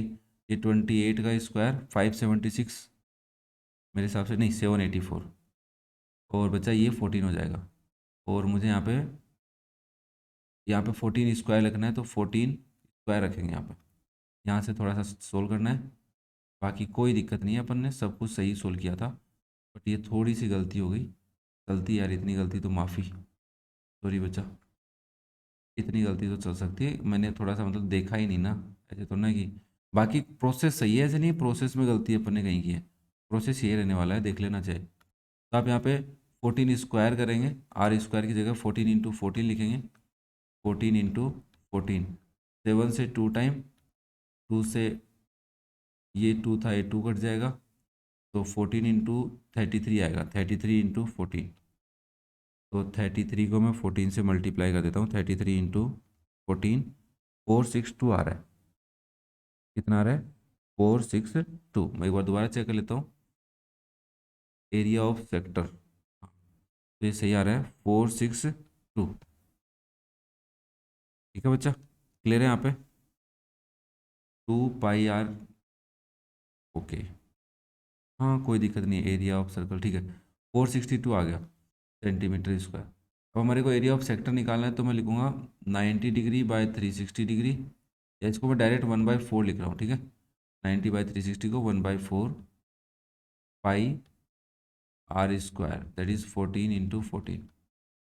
7 2 जा, 2 से 4 2 टाइम, 2 से 11, फिर आ गया 11 × 14, तो आंसर आ जाएगा 15 सेंटीमीटर स्क्वायर। तो अब आपको एरिया ऑफ सेक्टर निकालना है, तो 784 प्लस 462 × 2, क्योंकि ये तो 2 बार है, माइनस 2 × 154, ये भी करना पड़ेगा। ठीक है, अब इजी हो जाएगा तुम्हारे लिए। तो 462 को अगर मैं 2 से मल्टीप्लाई करता हूँ बच्चा, तो ये आंसर मेरा आता है 924 प्लस 924 माइनस 2 × 154, 308, तो 784 प्लस 924 माइनस 308, तो आंसर आ गया 1400। कितना आ गया बच्चा? 1400 सेंटीमीटर स्क्वायर, ये तुम्हारा आंसर हो गया। ध्यान रखना इस चीज़ का, ये 28 है, मैंने गलती कर दी थी, यहाँ पे भी 28 है, तो 14 आ जाएगा बस, ये रेडियस ध्यान रखना। बाकी एरिया ऑफ सर्कल, अब कई बच्चे ऐसे भी कर सकते हैं, area of circle, area of circle, फिर वो थोड़ा सा लंबा हो जाता है, क्योंकि फिर वो 4 टाइम माइनस करना पड़ता है। ठीक है, उस चीज़ का ध्यान रखना। नेक्स्ट क्वेश्चन है क्वेश्चन नंबर 34 का ही सेकंड पार्ट। अब इस क्वेश्चन में देखो हमारे पास क्या गिवन है, एक सॉलिड है जो किसकी फॉर्म में, सिलेंडर है विथ हेमिस्फेयर एंड्स। सिंपल सा क्वेश्चन है यार, एनसीईआरटी का सा। देखो ये ऐसे, और यहाँ पे हेमिस्फेयर लगा हुआ है। ओके, थोड़ा सा यार गला खराब है बच्चा, तो उस चक्कर में ना कैमरा भी नहीं दिखा पा रहे हैं, और बोल भी नहीं पा रहे कंटिन्यूस है ना, फिर भी कोशिश कर रहा हूँ यार। ये हेमिस्फेरिकल एंड है तुम्हारे पास, मुझे लग रहा है बाकी का पोर्शन भी नहीं करा पाएंगे, बट कोशिश करता हूँ जितना हो पाता है। The total height of the solid is 20 centimeter, मतलब टोटल हाइट यहाँ से लेके यहाँ तक 20 सेंटीमीटर है तुम्हारे पास। Okay, the diameter of the cylinder is 7, मतलब डायमीटर की बात है, अगर ये टोटल 7 है यहाँ से लेके यहाँ तक, तो मैं बोल सकता हूँ रेडियस जो हमें चाहिए वो 3.5 सेंटीमीटर हो जाएगी। ठीक है, find the volume of the solid. देखो हेमिस्फेयर है, पहले तो इस सिलेंडर की आप वॉल्यूम निकाल सकते हैं, इसकी निकाल सकते हैं। इसकी रेडियस पता है तुम्हारे को 3.5 सेंटीमीटर, बट इसकी हाइट नहीं पता यहाँ से लेके यहाँ तक। वो कैसे निकालेंगे? 3.5 इधर माइनस कर देते हैं, 3.5 इधर, तो ये 3.5, ये 3.5, तो 20 माइनस 7 कितना आ जाएगा भाई? 13। कितना हो जाएगा? 13। बस हो गया क्वेश्चन। तो ये हेमिस्फेयर हेमिस्फेयर स्पेयर बन जाएगा। तो टोटल वॉल्यूम कैसे निकालनी है? बहुत ही इजी क्वेश्चन है सर। टोटल वॉल्यूम का फॉर्मूला बन जाएगा वॉल्यूम ऑफ सिलेंडर, ठीक है, प्लस वॉल्यूम ऑफ हेमिस्फेयर को मैं एच एस लिख रहा हूँ। तो volume of cylinder pi r square h plus 4/3 pi r cube. बस कुछ कॉमन आ रहा है? Yes, pi r square common आ रहा है सर। तो आप लिखोगे पाई आर स्क्वायर कॉमन ले लेते हैं, एच प्लस 4/3 आर बचेगा। वैल्यू पुट कर दो, पाई की वैल्यू 22/7, आर स्क्वायर मतलब 3.5 है, इसको मैं 7/2 दो बार लिख दूँ। एच की वैल्यू कितनी है? 13 प्लस 4/3 इंटू 7/2, तो ये 7 से 7, 2 से 11 टाइम, तो आप लिखोगे 11 इंटू 7/2 और ब्रैकेट में 13 प्लस 28/6, ये हो जाएगा 77/2, और यहाँ पे 6 एल्सियम 78 आ रहेगा, 6 3 18 कैरी 1, 6 हाँ प्लस 28, तो 77 into 8 8 16 carry 1, 7 plus 2 9 plus 1 8, 9 plus 1 10, बराबर 2 इंटू 6, 2 से कैंसिल कर लेता हूँ, 53 आएगा। तब मुझे क्या करना पड़ेगा बच्चा पार्टी? 77 को 53 से multiply divide by 6, 73 into 53, 4081 divide by 6, divide by 6, तो आंसर आ जाएगा 680.1666 आ रहा है, तो इसको 680.167 भी बोल सकते हो या 17 भी बोल सकते हो, ठीक है। सेंटीमीटर क्यूब में ध्यान रखना, क्यूबिक यूनिट होता है। तो ये तुम्हारी वॉल्यूम हो जाएगी। ओके बच्चा, तो अब बाकी के जो नेक्स्ट क्वेश्चन है अपने पास, वो मैं नेक्स्ट क्लास में करवाता हूँ बच्चा। 35 से लेके 36, 37, 38 4 क्वेश्चन है, वो एक वीडियो बना देंगे यार, है ना। अभी थोड़ा ज़्यादा नहीं है, समझ पा रहे हो तुम लोग? तो बस ऐसे ही वीडियो देखते रहना। कोई भी डाउट हो मुझे कमेंट करके बता देना, और कैसे लग रहे हैं वीडियो ये भी कमेंट करके बता सकते हो।